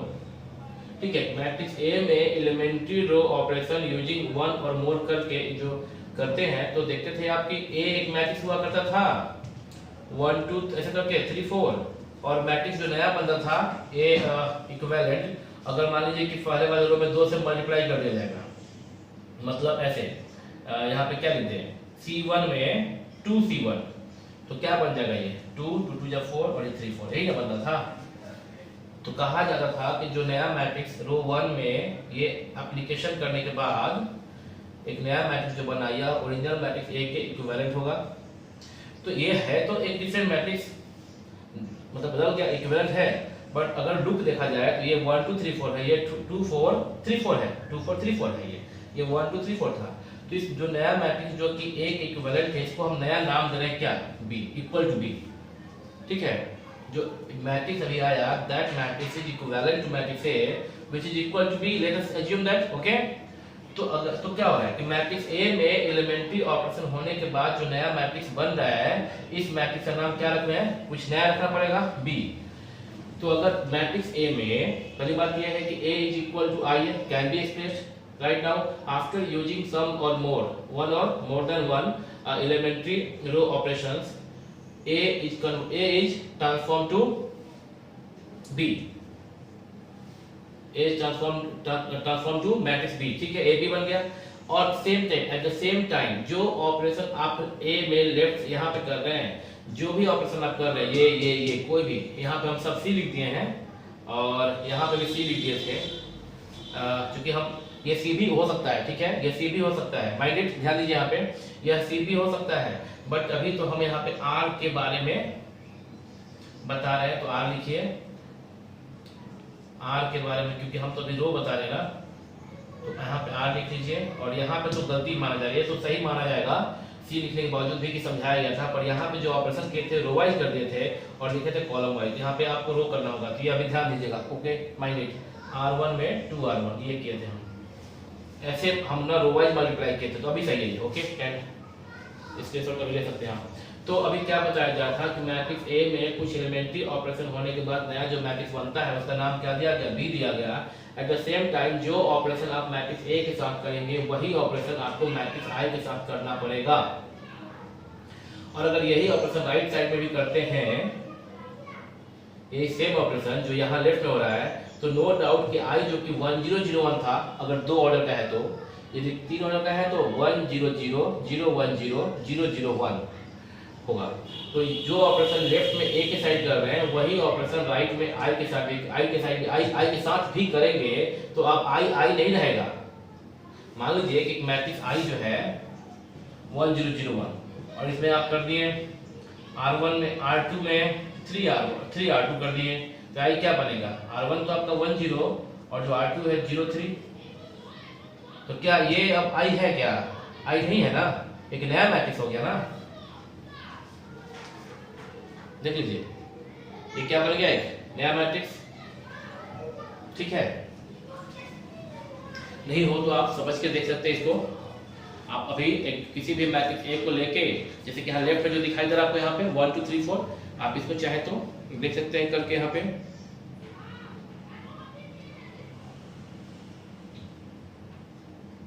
ठीक है, आपको देख ले भी रहे हैं, दिख रहा है आपको ठीक से, यहाँ पीछे में सब कुछ क्लियर। थोड़ा सा आर आई की जगह पे थोड़ा सा ओवरराइटिंग हुआ था, ठीक है ना।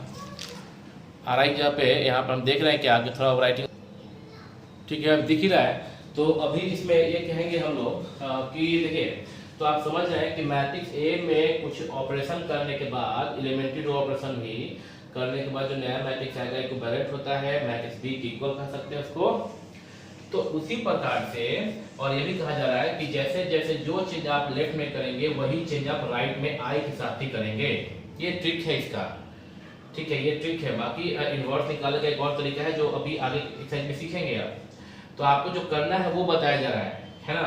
तो ए अभी यहाँ पर देख रहे हैं कि ए मैट्रिक्स में कुछ अप्लाई करेंगे ऑपरेशन, तो नया मैट्रिक्स बी बन सकता है।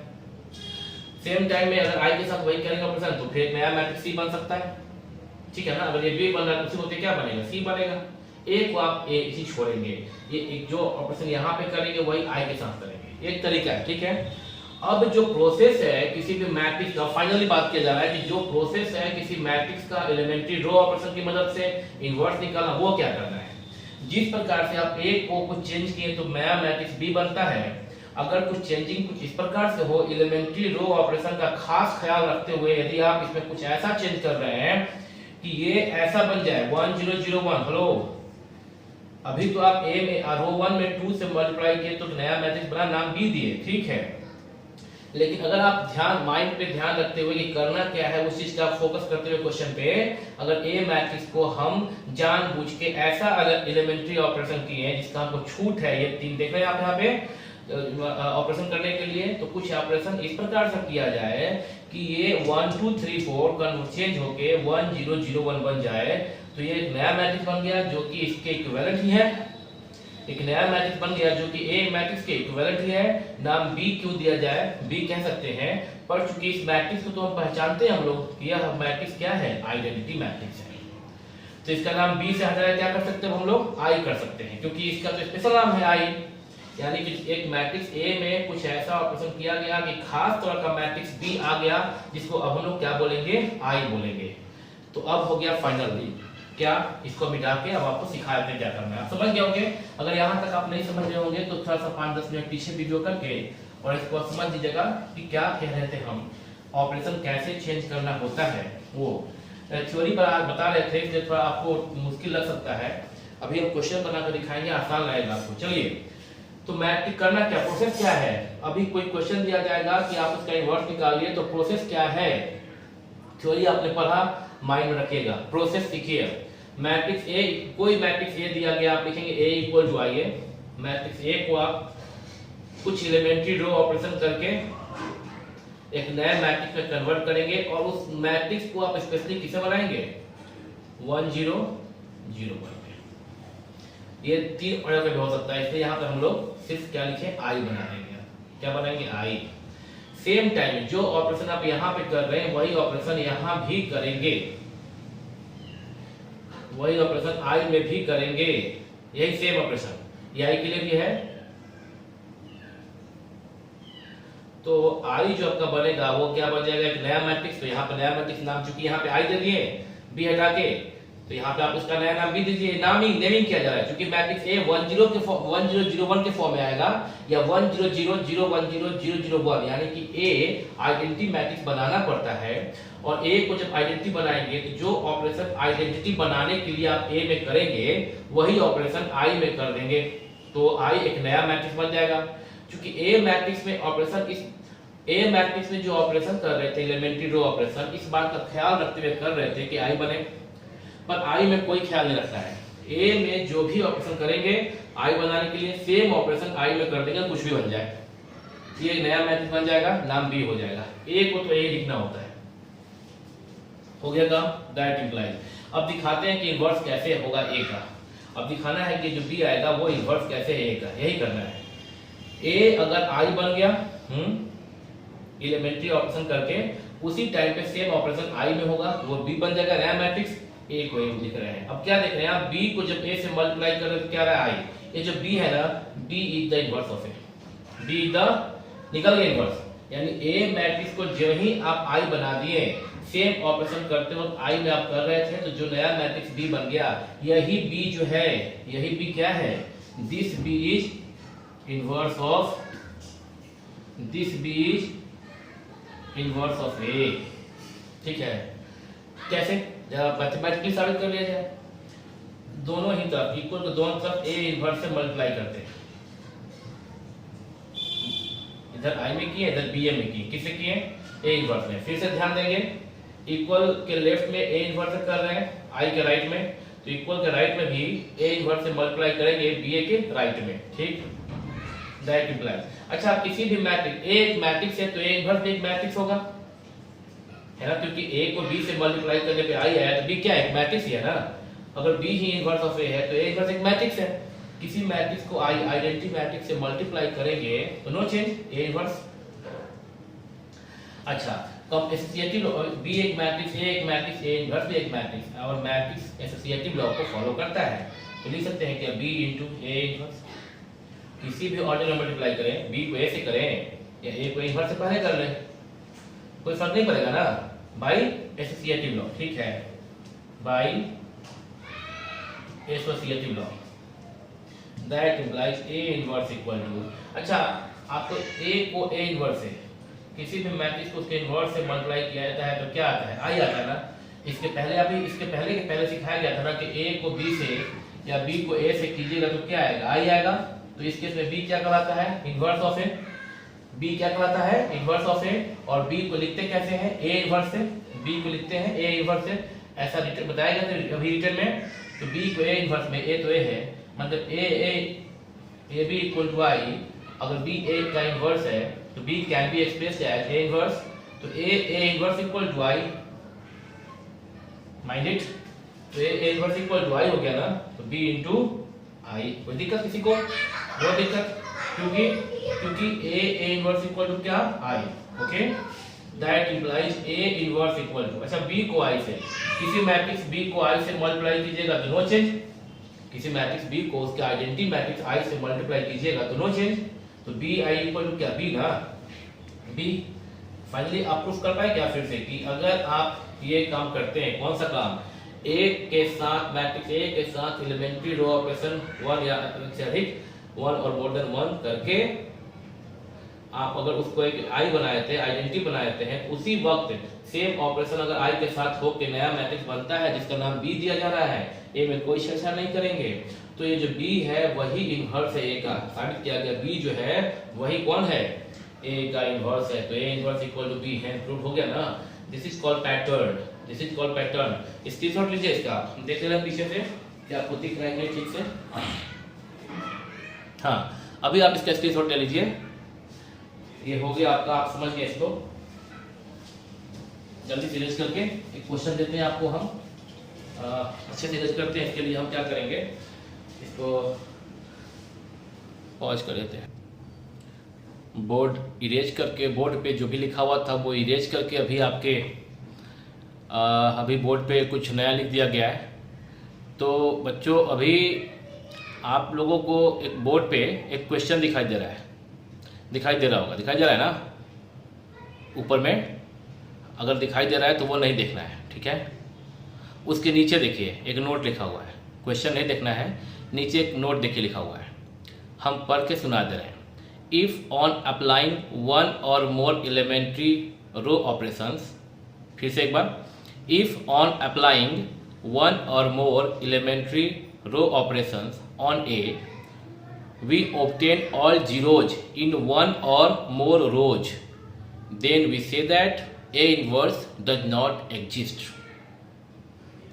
तो अभी जो बोर्ड पे अभी जो लिखकर बिठा दिया गया था, उसके बाद ये टॉपिक अभी आपके सामने आ गया, तो आप क्वेश्चन नहीं लिखेंगे, पहले नोट लिखेंगे। पहले अपने कॉपी पे पहले आप नोट लिख लें, और नोट लिख लेने के बाद में आप वो क्वेश्चन करेंगे। नोट क्या है कि अगर किसी मैट्रिक्स में हम लोग कुछ एलिमेंट्री रो ऑपरेशन किए, एक या एक से अधिक कुछ एलिमेंट्री रो ऑपरेशन किए ए में, तो अगर मैट्रिक्स ए में ये एलिमेंट्री रो ऑपरेशन करने के बाद यदि एक रो में या एक से अधिक रो में सब जीरो आ गया, तो इसका मतलब वह मैट्रिक्स इन्वर्टिबल नहीं है, उसका ए इन्वर्स एग्जिस्ट नहीं करेगा, ठीक है। आप ये नोट लिख लें पहले, और नोट जब लिख लेते हैं तो इसको हम अभी स्क्रीनशॉट ले लें, आप चाहे तो। हो गया स्क्रीनशॉट, अब स्क्रीनशॉट हो गया, तो अब इस नोट को इरेज कर दें। और अब थ्योरेटिकल जितना बात करना था मैंने कर लिया। कोई बच्चा चाहे तो केवल प्रैक्टिकल भी करके एग्जाम का क्वेश्चन बना सकता है, जो भी हम बताने जा रहे हैं, बट आपका थ्योरी जानना जरूरी है, नहीं तो फिर बिना थ्योरी जाने प्रैक्टिकल करना भी झोला छाप डॉक्टर की तरह हो जाता है। लोग झोला छाप डॉक्टर होते हैं, डॉक्टर एक होते हैं जो कि किसी भी डॉक्टर को यदि आप 4 साल 5 साल का एमबीबीएस करते वक्त यदि आप पूरा थ्योरी सिखा दिया जाए और चाकू कैंची दे दिया जाए पेट फाड़ने के लिए, किसी का ऑपरेशन करने के लिए, पेट फाड़ के जान ले लेगा ना वो, तो उसको पहले ट्रेनिंग दिया जाता है, मतलब प्रैक्टिकल करवाया जाता है। थ्योरी सिखाने के बाद में प्रैक्टिकल, तब जाके वो एक संपूर्ण डॉक्टर बन पाता है। तो थ्योरी के साथ प्रैक्टिकल का होना बहुत ज़रूरी है। इवन प्रैक्टिकल ज़्यादा ज़रूरी है कोई भी काम को करने के लिए। तो प्रैक्टिकल अब सीखेंगे हम लोग। और कुछ डॉक्टर ऐसे होते हैं जो कि जिनके पास डिग्री वगैरह नहीं होता है, बस वो कहीं किसी डॉक्टर के नीचे काम कर रहे होते हैं और वो प्रैक्टिकली देख देख के सीख जाते हैं, और अपने गाँव में कहीं जाके अपने ज़िला में अपना सेंटर खोल लेते हैं। और कभी कोई हादसा हो गया, ठीक है, वो परफेक्ट डॉक्टर हैं, क्यों है परफेक्ट नहीं बोल सकते, वो एक डॉक्टर हो गए क्योंकि उनको सारा ऑपरेट करने आ गया है, सीख गए वो। लेकिन अगर उनसे कुछ भी गलती हो जाता है तो फिर ये जिम्मेदारी उनकी हो जाती है। किसी का कोई हादसा हो गया किसी का ऑपरेशन करते वक्त, फिर वो जेल जाना पड़ता है उनको, और इस तरह से उनको हम लोग झोला छाप डॉक्टर भी कहते हैं। तो जो बच्चे अभी, ये तो वैसे मजाक में याद आ गया माइंड में, अभी आप लोग तो जो बात कर रहे थे इस केस में, कि अगर आप ऐसा सोच रहे होगा कि अरे भाई बात अभी कहानी तो शुरू हुआ, तब से तो बस थ्योरी चल रहा था और क्वेश्चन जो बनाना है अब, हाँ ठीक है, वो भी आपका जाना जरूरी है। अगर आप एक परफेक्ट छात्र या छात्रा बनना चाहते हैं, वो हो गया, ठीक है, वो आपको सीखना है, नोट्स बनाना है, और question how to solve the questions. अभी हम लोग आते हैं क्वेश्चन पे, कैसे करना हो तो वो देखेंगे। देखिए लिखा हुआ है कि using elementary row operation find the inverse of the matrix A दिया गया है। देखिए कैसे इसका सॉल्यूशन, कैसे प्रॉब्लम को सॉल्व करते हैं वो देखिए कैसे, how we find the inverse of the matrix. First of all we have to write A equal to IA, यही लिखा गया था ना, A इक्वल टू IA, यही लिखा गया था ना। अच्छा A का मतलब क्या, यहाँ जो दिया गया मैट्रिक्स वो क्या है, मैट्रिक्स इतना आएगा, नहीं आएगा तो इरेज करेंगे। A मैट्रिक्स क्या है 1 -2 2 -6, हौले बनाएंगे। और I का मतलब 1 0 0 1, और फिर से A का मतलब पूरा ये ऐसे लिखने का जरूरत नहीं है। क्यों नहीं है, क्योंकि अभी आपने पैटर्न देखा, इसके जस्ट पहले क्या बताया गया था कि मैट्रिक्स A को कुछ एलिमेंट्री ऑपरेशन करके क्या बनाना होता है, I बनाना होता है। ध्यान से देखिएगा, यही करना है। मैट्रिक्स A को कुछ एलिमेंट्री ऑपरेशन 1 और मोर करने के बाद I बनाना होता है। जो ऑपरेशन लेफ्ट में करेंगे वही ऑपरेशन राइट में करते हुए ये I जो है वो नया मैट्रिक्स बन जाता है, नाम B दिया गया। और यहाँ मैट्रिक्स A अगर पूरा उतार भी दिया जाए तो इसमें तो कोई छेड़छाड़ करना ही नहीं है। तो अब जो B आता है, this B is called A inverse, यही रूल है ना। तो जब इसमें कोई छेड़छाड़ करना ही नहीं है, इस मैट्रिक्स ए को आई बनाना है। जो ऑपरेशन यहाँ पे इसमें इस मैट्रिक्स ए को आई बनाने के लिए जो ऑपरेशन यहाँ पे करना होता है वो करेंगे, वही ऑपरेशन आई में करेंगे। तो ए का क्या करेंगे? कुछ नहीं करेंगे। तो ए को 4 या जब 3 ऑर्डर का हुआ तो 9 एलिमेंट लिखने का जरूरत नहीं है। ए को सिर्फ क्या लिखेंगे? इनटू ए, लास्ट तक वो ए ही आएगा। और जो ये जो चेंज हो जाएगा बी, यही ए इनवर्स कहा जाएगा। प्रोसेस समझ गए हैं? चलिए ए को आई बनाते हैं एलिमेंट्री रो ऑपरेशन करके। बनाया जाए, बनाते हैं। क्या करना होता है बाबू? पहले यहाँ 1, इस ए को आई बनाने के लिए अब ध्यान दीजिएगा, यहाँ 1 लाना है, 1 है, यहाँ 0 लाना है, यहाँ 0, यहाँ 1। चलिए पहले इसको हम 0 लाते हैं, 0। ये रो 2 है ना, रो ऑपरेशन करना है, कॉलम नहीं, रो करना है। रो 2 में ऑपरेशन करते हैं एलिमेंट्री रो ऑपरेशन। क्या करते हैं? रो 2 में घटा देते हैं, रो 2 में घटा देते हैं। किसको? 2 इंटू आर। देखिए वो जो बताया गया था एलिमेंट्री रो ऑपरेशन, उसका ये शायद आपका थर्ड ही एलिमेंट्री रो ऑपरेशन का थर्ड वाला था ना। उसमें वो था ना कि सी आई में कीजिए ऑपरेशन सी आई प्लस के सी जे, वही वाला है।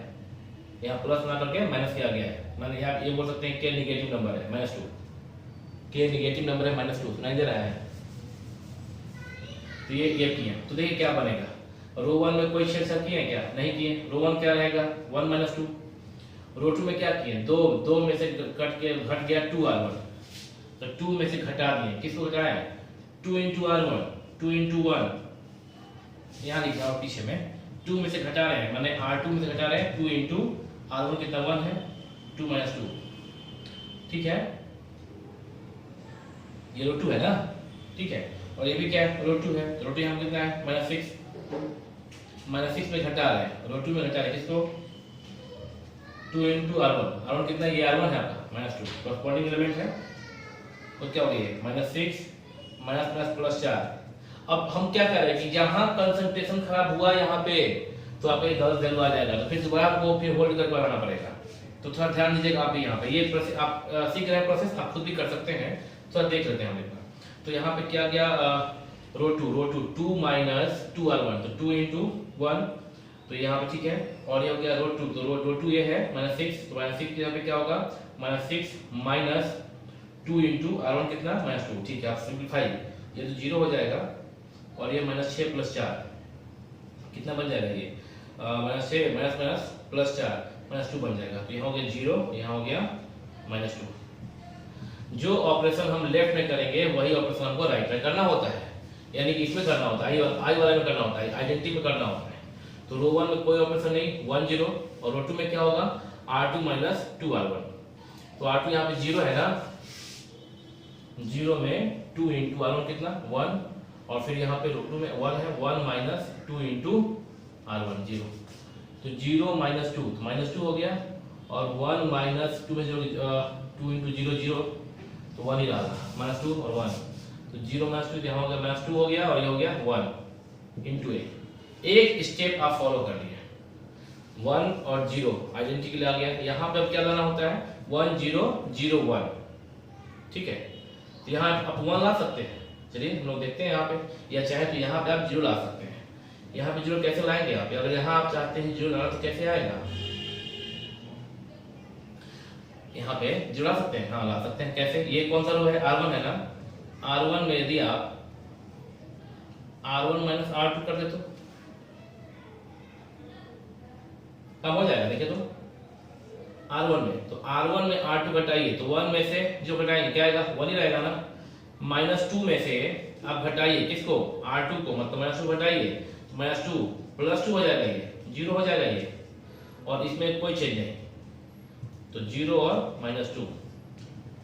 सेम चेंज यहाँ पे करेंगे, जो यहाँ पे जो ये ऑपरेशन इसमें किए हैं यही इसमें भी करेंगे। तो r1 में r1 - r2, मतलब कि 1 में घटाएंगे किसको? -2 को।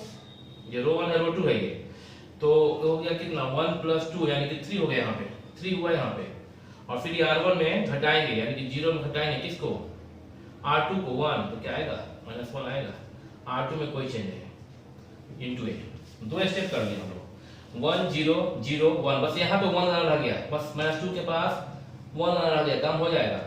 चलिए यानी कि R2 में -1/2 R2 कर दें। हम लोग करते थे ना एक CI में KCI, तो यहाँ K equal to -1/2, non zero number ले रहे हैं, K इक्वल टू -1/2 R2 में। तो R2 है यहाँ पे, ये CI लिखे थे, CJ भी लिख सकते हैं, कोई बात नहीं है। CI में KCI या CJ में KCJ ऐसा कर सकते हैं। तो K equal to non negative number, K equal to non zero number -1/2, non zero number -1/2। तो -1/2 से करें तो क्या होगा, देखिए लेफ्ट साइड में R1 में कोई चेंज नहीं, 1 0। R2 में क्या होगा, 0 इंटू -1/2 यानी कि 1/2 करें तो 0 लगेगा, और -2 इंटू यहाँ पे क्या है -1/2 इंटू -2, माइनस माइनस प्लस हो गया, 2 करके 1 आ गया, +1। और राइट में क्या होगा, R1 में कोई चेंज नहीं, 3 - 1। और R2 में क्या, R2 में क्या -1/2 से, माने कि R2 में -1/2 R2, तो -1/2 इंटू -2 क्या है यहाँ पे ना, तो ये 2 कट के और माइनस माइनस +1, तो +1 ये भी आ गया। और यहाँ पे भी आप -1/2 इंटू 1 करेंगे तो -1/2 आ गया, इंटू A हो गया। देखिए A में एलिमेंट्री रो ऑपरेशन, देखिए थोड़ा जगह यहाँ गया था, तो और नीचे लिखते हैं, साइड लिखते हैं। A में एलिमेंट्री रो ऑपरेशन होने के बाद क्या बना, I बना।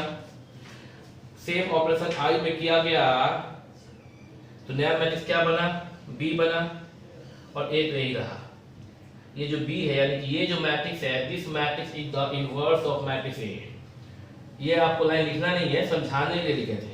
ये करने के बाद जैसे ही आपका A I बन गया, आइडेंटिटी बन गया, जैसे ही मैट्रिक्स A आइडेंटिटी बन गया, उसी वक्त यह जो है A इनवर्स कहा जाएगा। तो बस यहाँ पे क्या लिखेंगे, इसके बाद क्या लिखेंगे, therefore A inverse is equal to 3 - 1 -1/2। ये हो गया इनवर्स आपका, ठीक है। आप इसका स्क्रीनशॉट ले, हम आंसर भी चेक कर लेते हैं इसका, आप स्क्रीनशॉट ले लीजिए, आंसर चेक कर लेते हैं कि कहीं मेरा कैलकुलेशन कुछ मिस्टेक तो नहीं है। और स्क्रीनशॉट आप ले लीजिए, हम देख लेते हैं इसको। A inverse equal to 3 - 1 1 -1/2, right. अभी आप इसका स्क्रीनशॉट ले लीजिए, हम थोड़ा चाय पी लेते हैं पहले अपना। स्क्रीन पे नया क्वेश्चन आ गया, इसके पहले वाले क्वेश्चन को आपने सीख लिया था, अभी नया क्वेश्चन आ गया। एक और क्वेश्चन दिखा देते हैं करके आपको प्रैक्टिस के लिए। आपने पहला क्वेश्चन बनाया ना अभी, तो पहला क्वेश्चन सिखाया गया, अगर समझ में नहीं आया दोबारा वीडियो प्ले कर लीजिएगा, देख लीजिएगा। और उसके बाद दूसरा क्वेश्चन किया जा रहा है। देखिए जानबूझ के क्वेश्चन ये करना का मतलब सेम वही करेंगे जो पहला में किए थे, लेकिन क्या है ना कि वो प्रैक्टिस आप जब बनाएंगे इसको, तो उसके लिए जरूरी है कि कभी ऐसा होगा, क्योंकि आप हम एक साथ नहीं है बैठे हैं, आप कहीं दूर से वीडियो देख रहे हैं हमारा, तो जरूरी है कि हम एक आध क्वेश्चन और करके दिखा दें कि वो जो ऑपरेशन कर रहे थे कि पहले 1 बनाए, फिर एक को 0 बनाए, पहले 0 बनाए, इस पोजीशन को पहले 0 बनाए, फिर इसको आप फिर इसको 0 बना लिए थे, फिर इसको 1 बनाए थे, ऐसा किया था ना पोजीशन इसके पहले वाले में। तो पहले इसको 0 बनाए, चाहते तो पहले इसको 1 बना के तब इसको 0 बना सकते थे, ऐसा हो सकता है कुछ। वो कैसे आप कंफर्टेबल फील कर रहे हैं उस पर डिपेंड करेगा, ठीक है। करना तो वही है कि उसको लाना आइडेंटिटी ही, पर कैसे कंफर्टेबल फील करेंगे उस पर डिपेंड करेगा। तो जब तक आप खुद से नहीं बनाएंगे, ये आप समस्या जब तक सामने नहीं आएगा कि अरे आप जब इसको डील कर रहे हैं, जब आप एलिमेंट्री रो ऑपरेशन कर रहे हैं तो कहाँ पे समस्या हो रहा है, वो जब तक जब फेस नहीं, एक्सपीरियंस वर्ड ज़्यादा अच्छा है, जब तक खुद एक्सपीरियंस नहीं कीजिएगा प्रॉब्लम में आके, प्रॉब्लम को बनाते वक्त, तब तक सीख नहीं सकते हैं, ठीक है। तो वो ऐसा फील हम नहीं चाहते हैं कि पहले ही सारा फीलिंग हम बता दें कि अभी ये बनाएंगे तो कैसा कैसा फीलिंग, कहाँ कहाँ किसमें दिक्कत होगा आपको, वो पहले बता देंगे तो सब खत्म हो जाएगा, सारा मज़ा जो है क्वेश्चन बनाने का खत्म हो जाएगा। तो आप उसको एक्सपीरियंस कीजिए फीलिंग को कि कहाँ पे समस्या हो रहा है, और तब ना हम उसको आपको फिर समझा देंगे ठीक से, तो थोड़ा मज़ा आएगा समझने में, ओके।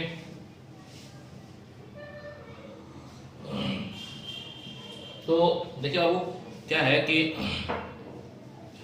अब ऐसे ही हम ही सर बता दें कि हाँ ये इसमें ये समस्या होगा, ये परेशानी होगी, तो मजा कहाँ है फिर समस्या, फिर तो वो लौटा हुआ तोता हो गया ना फिर।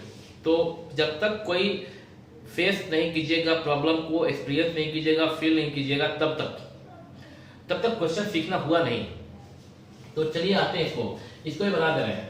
वीडियो लंबा तो हो ही गया आज का, बट क्या करें, अभी 3 और वाला बाकी है जो आज तो बताने से रहे हैं, और जानबूझ के नहीं बताएंगे, कभी क्लास में भी नहीं बताते हैं सेम डे को कभी नहीं बताए हैं।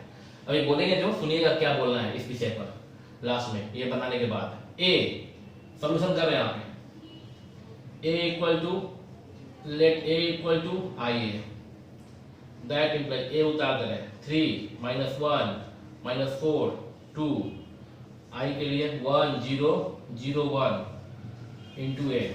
क्या ऑपरेशन करें, इसको करना है पहले मेरे को जीरो, हम तो पहले इसको जीरो बनाएंगे। कैसे बनेगा ये जीरो, और यहाँ पे 1 भी लाना है, तो ये भी एक काम कर सकते हैं, पहले इसको 1 बना देते, सुविधा होगा, कैलकुलेशन थोड़ा आसान रहेगा। इसको पहले 1 कर लेते हैं,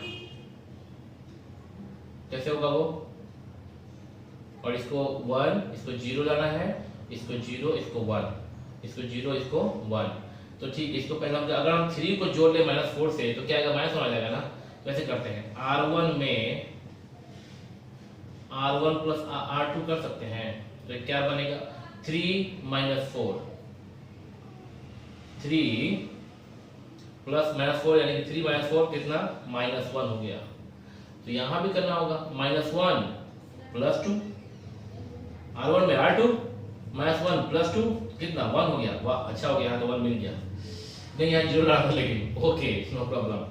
-4 और इसको 2 उतार दिए इक्वल टू, यहाँ पे सेव करना होगा R1 में R1 प्लस R2, ये R1 है, 1 और 0 R1 ही है, तो R1 प्लस R2, तो 1 प्लस 0 1 और 0 प्लस 1 भी 1, 0 और 1 सेकेंड रो को उतार दिया जाएगा इनटू ए। फर्स्ट हो गया। चलिए देखिए अभी कोई फायदा नहीं हुआ, यहाँ पे 1 करना था, क्या आ गया, यहाँ पे -1 आ गया है। 1 कर सकते हैं हम लोग चाहे तो, इसको कैसे कर सकते हैं 1, इसको हम लोग अगर हम R1 में अब -1 इंटू R1 से गुना कर दें तो बन जाएगा, क्या बन जाएगा ये +1, और ये क्या बन गया -1। R2 में तो कोई चेंज नहीं किए हैं,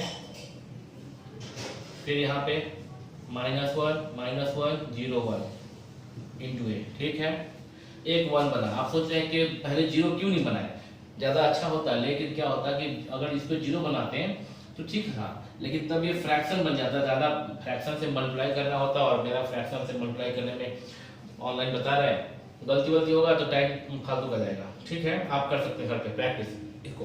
वैसे भी अब मेरा टारगेट है कि इसको 0 बनाते हैं, आराम से बना देंगे। R2 में 4 इंटू R1 कर, सॉरी R2 में R2 प्लस 4 R1 कर दे रहे हैं, मैंने -4 में जोड़ेंगे 4 इंटू 1 करके, तो ये तो आपका 1 हो गया, ये -1, ये R2 है ना -4 में प्लस करेंगे 4 इंटू 1 तो क्या होगा 0 हो गया।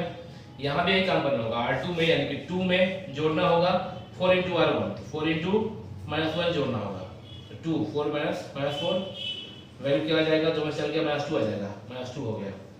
सेम ऑपरेशन यहाँ भी करना होगा इंटू ए, तो R1 में तो कोई चेंज नहीं है, -1 R2 में करना है, R2 प्लस 4 R1, तो 0 प्लस 4 इंटू -1 हो गया यहाँ पे, और R2 में यानी कि 1 में प्लस करना है 4 R1, 4 इंटू -1, तो 1 -4 प्लस -4 और चल के -3 हो गया ना ये 1 0 0 1। यहाँ पे हमको क्या लाना है 1 0, यहाँ पे लाना है 0 लाना है, 0 लाना है। कैसे आएगा यहाँ पे 0, ये भी कर सकते हैं कि इसको 0 के बजाय इसको हम 1 कर सकते हैं। ये 0 कैसे आएगा, वैसे वो हम लोग सोचेंगे कि इसमें 0 यहाँ पे 1 0 0 1 कैसे लाए, तो ये बोल सकते थे अगर यहाँ कोई चाहता है कि पहले इसको 0 कर ले तो क्या करना चाहिए उसको R1 में उसको 2 से मल्टीप्लाई करके यानी कि 2 R1 में R2 जोड़ देना चाहिए। 2 R1 में अगर वो R2 जोड़ दे तो यहाँ हो जाएगा 2 R1 -2, R2 जोड़ नहीं घटाना पड़ेगा, 0 लाना है यहाँ पे, अगर तो 2 R1 R2 करना पड़ेगा। R1 में क्या करना पड़ेगा 2 R1 R2, ध्यान दीजिएगा आप आपके लिए बता रहे हैं, तो 2 R1 तो 2 इंटू -1 -2 और यहाँ पे फिर क्या -R2 -2, तो -2 प्लस 2 0 हो जाएगा ना। और जब ये 0 हो जाएगा तो फिर सेम काम यहाँ भी करेंगे, सेम ऑपरेशन, फिर लास्ट में इसको 1 बना लेंगे। एक तरीका ये हुआ, आप कीजिएगा प्रैक्टिस। R1 में 2R1 माइनस R2 आप कीजिएगा प्रैक्टिस इसके बाद। लेकिन हम क्या करेंगे अभी देखिएगा, यह भी कर सकते हैं हम, और जो बता रहे वो भी। ये क्यों बता रहे हैं सेकंड क्वेश्चन इसीलिए बताए थे कि अभी सेम ऑपरेशन अलग अलग टाइप के लोग अलग अलग ऑपरेशन कर सकते हैं। तो आपको जो यहाँ बताया था आप वो करके इसके बाद यहाँ तक आइएगा, इसके बाद आप वैसे बना के एक बार देख लीजिएगा इसको, और जो भी बताएंगे वो भी कीजिएगा। हम ना पहले इसको, अभी आप इसको 0 बना के देखिएगा घर पे पहले, तब इसको 1 बनाइएगा। हम पहले इसको 1 बनाएंगे फिर इसको 0 कर लेंगे। इसको 1 के लिए क्या करेंगे हम, -2 को, तो R2 में -1/2 इंटू R2 बन जाएगा 1। तो यहाँ देखिए ये तो रहेगा 1 - 1 नो चेंज, R2 ये है, तो पहले एलिमेंट पे -1/2 से गुना करेंगे 0 ही रहेगा, और -1/2 इंटू -2 माइनस प्लस 1/2 का 1 आ गया। पहला रो में कोई छेड़छाड़ नहीं, सेकंड में -12 से गुना करना है, तो माइनस प्लस और 4/2 2 आ जाएगा यहाँ पे, -1/2 इंटू -6 माइनस प्लस 3/2 आ जाएगा यहाँ पे इंटू ए। कैलकुलेशन ध्यान देना है, तो गलती हो जाएगा, इरेज कर रहे हैं इसको। ठीक है, अभी ये हो गया, R2 में हो गया ये भी। अभी लेकिन 1 0 0 1 आना होता है, यहाँ पे 0 बाकी रह गया। अब हम इसको चेंज करेंगे, ठीक। अब हम इसको क्या बना देंगे, क्या बनाना है मेरे को, 0 लाना है ना, 1 0 0 1 0 करना है। अब से हम क्या कर देंगे इसके बाद, R1 में R1 प्लस R2 कर देंगे, हो गया। तो R1 में तो 1 प्लस 0 1 -1 प्लस 1 0, और ये सेकेंड रो में कोई चेंज नहीं, सेकेंड रो में कोई चेंज नहीं। सेकेंड में क्या था, 2 और 3/2 था, 2 और यहाँ पे 3/2 है। और फर्स्ट रो में R1 में R1 प्लस R2, तो -1 प्लस 2 -1 प्लस 2, तो -1 में 2 जब ऐड करेंगे तो 2 में से गया 1, तो +1 हो गया ना यहाँ पे, बस आपका खत्म ही हो रहा है ये। और -1 में 3/2 ऐड करेंगे, तो -1 में जब आप 3/2 ऐड करेंगे तो क्या होगा, -1 में 3/2 ऐड करेंगे तो क्या होगा, /2, यहाँ पे 1 है, 1/2 -2 प्लस 2 1 2 1 1 3 3 2 गया 1/2, दिखाई दे रहा है, 1/2 आ गया। यानी कि अगर हम ये जोड़ेंगे तो क्या आ जाएगा आपका, यहाँ पे 1/2 आ जाएगा, ठीक। तो इसका मतलब क्या हुआ कि ये जो A था वो धीरे धीरे एलिमेंट्री रो ऑपरेशन होकर I में कन्वर्ट हो गया, आइडेंटिटी मैट्रिक्स बन गया, और सेम ऑपरेशन I के साथ किया गया यूं, फिर यहाँ पे तो जो नया मैट्रिक्स आया वह B या नया मैट्रिक्स, यह मैट्रिक्स A का इनवर्स है। Therefore A inverse equal to 1 1/2 2 3/2। ये हुआ। आप इसको अभी आप इसका स्क्रीनशॉट ले सकते हैं। हम इसको चेक कर ले रहे हैं पीछे से आके, कैमरा से पीछे आके, ठीक है। आंसर आपका है A inverse equal to 1 1/2 first row में है, और सेकेंड रो में है 2 3/2। ओके, स्क्रीन पे क्वेश्चन दिखाई दे रहा होगा, if A is equal to 6 - 3 - 2 1 and you have to show that A inverse does not exist. Question है आपका 6 - 3 - 2 और 1 है सेकेंड रो में, है ना। तो अभी आपने सीखा था कि कोई अभी एक नोट लिखवाया गया था कि A इनवर्स एग्जिस्ट नहीं करता यदि कुछ या एक से अधिक एलिमेंट्री रो ऑपरेशन करने के बाद यदि एक या एक से अधिक रो में सब सारा एलिमेंट 0 हो जाए तो कहते हैं कि A inverse does not exist. Okay, तो चलिए इसका हम लोग सॉल्यूशन लेके चलते हैं।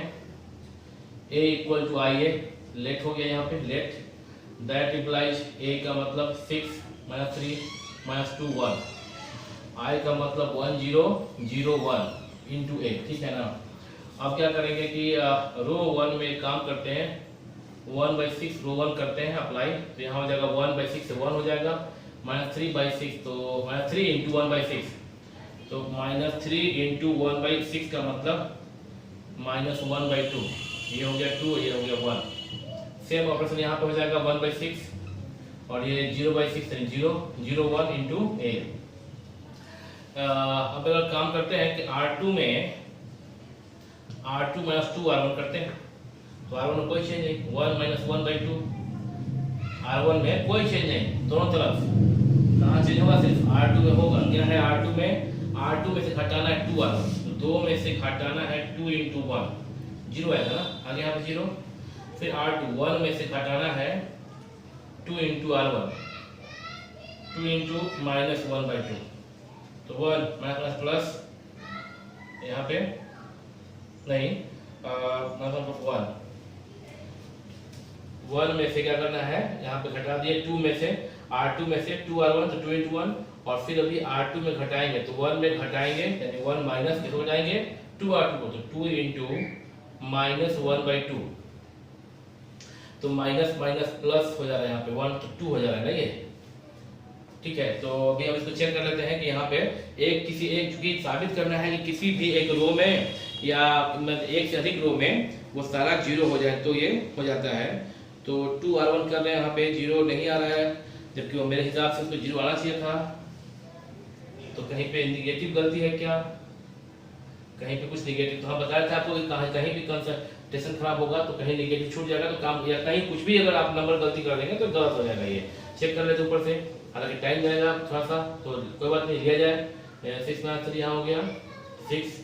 R1 में चेंज हुआ था, R1 चेंज हुआ था, R2 में देखिए यहाँ पे R2 में चेंज नहीं हुआ था, -2 था, ये मिस्टेक हुआ है यहाँ पे, इसलिए यहाँ पे ये वैल्यू गड़बड़ हो रहा था, 1 1 और बाकी सही था। अभी R2 में -2R1 हम नहीं करेंगे क्योंकि यहाँ निगेटिव है, तो क्या करेंगे R2 में ठीक है ना। अच्छा वो सीखें आप इससे कि अगर कहीं छूटता है, कुछ भी कंसंट्रेशन खराब होगा या हल्का भी कहीं गलती करेंगे प्लस माइनस का कोई नंबर्स का, तो आंसर नहीं आएगा। और अगर यहाँ पे देखें कि चूंकि अब यहाँ पे निगेटिव छूट गया था, यहाँ निगेटिव दे दिया गया, तो जो पहले छूटा हुआ था निगेटिव +2 था, तो यहाँ पे हम माइनस लिखे थे, अब ये -2 है जो कि सही है यही, तो यहाँ पे करना होगा प्लस, ठीक है। तो अब देखिए क्या करना होगा, R1 में नो चेंज, ठीक है। R2 में R2 + 2R1, R2 क्या है -2 है, और +2 इंटू R1 तो 2 इंटू 1, -2 + 2 0 हुआ, और R2 1 + 2 इंटू -1/2, 2 2 कट गया, 1 - 1 0, ये भी 0 हो गया। सेम ऑपरेशन यहाँ पे करना होगा, R2 में R2 + 2R1, 0 + 2 इंटू 1/6, 1/3 हो जाएगा ये, और ये हो गया 1 + 2 इंटू 0, 1 ही रहेगा ये। तो फाइनली चूंकि अब देख रहे हैं आप यहाँ पे कि यहाँ पे इस ए में 1 और 2 ठो ऑपरेशन करने के बाद ही हम लोग देख रहे हैं कि एक सेकेंड रो में दोनों ही क्या आ गया 0। All the elements of second row of the matrix A become 0 and therefore we can say that, ऐसे लिख दें सेकेंड, all the elements लिख दीजिएगा, all the element of second row become 0 and therefore A inverse does not exist, ठीक है। आप इसको इसका स्क्रीनशॉट लीजिए।